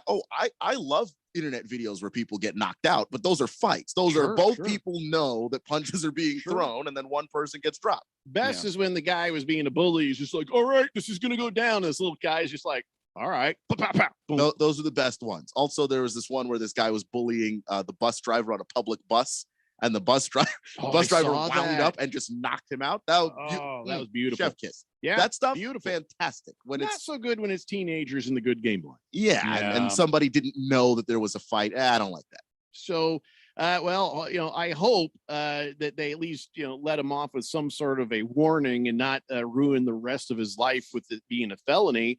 But if they do, they do. You do the crime, do the time, and fair enough, right? So, the kid was all angry about, but that seemed a bit much. And then I don't know if you saw this. Now this. Did you see they had this little bit of a kerfuffle with the rivals, Nebraska and North Carolina State. They met in Raleigh, and there was a tie game in the fourth quarter. And I guess they had like a little bit of a fight break out by the North Carolina State bench. Bunch of technical fouls going everywhere. Everybody leaves the bench. And technical for that, technical for that. The funniest technical came while Trey McGowan's, who had been injured. He had his little push roller cart, and he left the bench area, sort of rolling himself on his knee cart into the fight, and he got a technical. Well, I think that was the picture doesn't do it justice because he's just like, zzz, pushing off with his good foot and sort of rolling on. What are you gonna do? What did you plan to do when you got there on your one leg? Your little cart that's protecting your injured foot. What did you actually plan to do when you got off the bench? And he wasn't like really speeding. He just kind of like, let's see what goes on here. Yeah, I think he was more of an observer rather than a participant. Yeah. But God bless him for trying to have his buddies back. You know what I mean? You got to have your boys back. And maybe Trey could have just stayed behind. Right. Fed Fan says you should see the video of young girls playing basketball. One girl sucker punched an opponent, and her family is now being sued because her mother told her to throw the punch. There should be consequences there. You can't do that. Yeah, especially at the direction of an adult. I mean, good Lord. And also, the jackass who threw the punch is the daughter of an ex-NBA player. Oh, wow. Well, guess somebody's getting paid. Somebody's going to get some money off that punch at least. And here is an angry coach. Now, even though it's an angry coach, we're talking about anger. I kind of like this. Arkansas Pine Bluff. I guess they were playing the Iowa State Cyclones in the basketball, and they were losing. Things were going bad. And I guess there was an unopposed dunk. Tyrese Hunter went down, made the score worse with a nice big dunk. Nobody went back to try to stop him. So then the coach calls a timeout. And he says, you know what we're going to do during this timeout? You're running sprints. Right, I did there, see that. Yeah. In the middle of a live game, he started having his players run sprints. Now the refs were like, what the hell is going on here? And they blew the whistle like, get back to the timeout. This is not... but yeah, I'm all for it. All for the tough love. If you guys aren't doing what you're supposed to do, well, okay, you can do some sprints. Sure, there's some people who are going to say, well, that was mean. That was humiliating the players. But hey, 10 seconds of sprints because you guys aren't doing what you're supposed to do. Sounds about right. I mean, I don't know how effective that would be, but I do think if you're a player running sprints in the middle of a game, you know what he's going to do to you tomorrow. Yeah, like that is the real thing. That's that is just a small taste of what you will be doing the next day. And this coach ain't messing around. This was a road game. He's having them do this. All those people, the fans are like, yeah, what are they doing? What's going on here? I'm not a big fan of coaches putting their hands on players, but that to me, this is a perfect example of the kind of thing you can do to get to your players and let them know you mean business. I mean, I'm perfectly cool with it. I like it. Yeah, that's a little toughness in the coach doesn't hurt anybody. Hefty Lefty says that dude on the scooter was going to run into somebody's shin. That would hurt pretty bad. Yeah. Oh yeah. He wasn't going fast enough to hit anybody with that. All right, let's get this going. We're about out of show. We're running out of show. So it's time now, ladies and gentlemen, for On This Date in Big George's sports history. Back in the year 1999, Tori Murden, a 36-year-old adventuress from Louisville, Kentucky, rode American Pearl through tranquil... Wait, okay, stop music. Hold on. The hell? Rowing? I got to... Where's my... I got to find the list of sport or not a sport. Here it is. I don't think it's a sport. Let's see here. Soccer, swimming, cycling, running, cricket, softball, bowling, rowing. Rowing is a sport. Yeah. Okay. But not single rowing. How is single rowing a sport? All right. Doesn't it work the same way, just with less people? All right, let's hear them out. Let's get back to it. Okay, All right. Fire up the music again. All right. Tranquil waters to Fort Dubas on the southeast coast of the Caribbean island of Guadeloupe. 81 days, 2,961 miles, and one punishing tropical storm later, after leaving Los Gigantes, the largest island in the Azores off Africa. Basically, she became the first woman to row across the Atlantic Ocean alone. Wow. How about that? Was there somebody behind her trying to catch up? It's not a race. Is that a sport? If you can set a record with it, does that qualify? If you run out onto the football field and just throw 100-yard passes 10 times, is that a sport? No, that's an individual achievement outside of the sport. So I have to declare this not a sport. Okay. All right. So, George, I'm sorry, but it's a personal achievement. Gonna have to invalidate On This Date in Big George's sports history. Wow, that's a tough one, Big George. Sorry. Yeah. But he can make it up with an old-timey one. How's that? It's time for On This Date in Big George's old-timey sports history. Back in the year 1926, the Chicago Cubs revealed in the Chicago Tribune article that Wickham Park would henceforth be known as Wrigley Field, reflecting the ownership of the club by William Wrigley Jr. All right, so now that's sports, right? I guess, yeah. About the ballpark and had to do with sports. Okay. Did the girl on the rowboat there, did she compete, professionally or in collegiate level as a rower? I don't know, but that's quite a personal achievement. It is a hell of an achievement. I'll give you that. You remember, Keon, have you seen our sport, not a sport, athletic competition breakdown? Have you ever seen this? I have not seen it. No. I ought to send you a copy.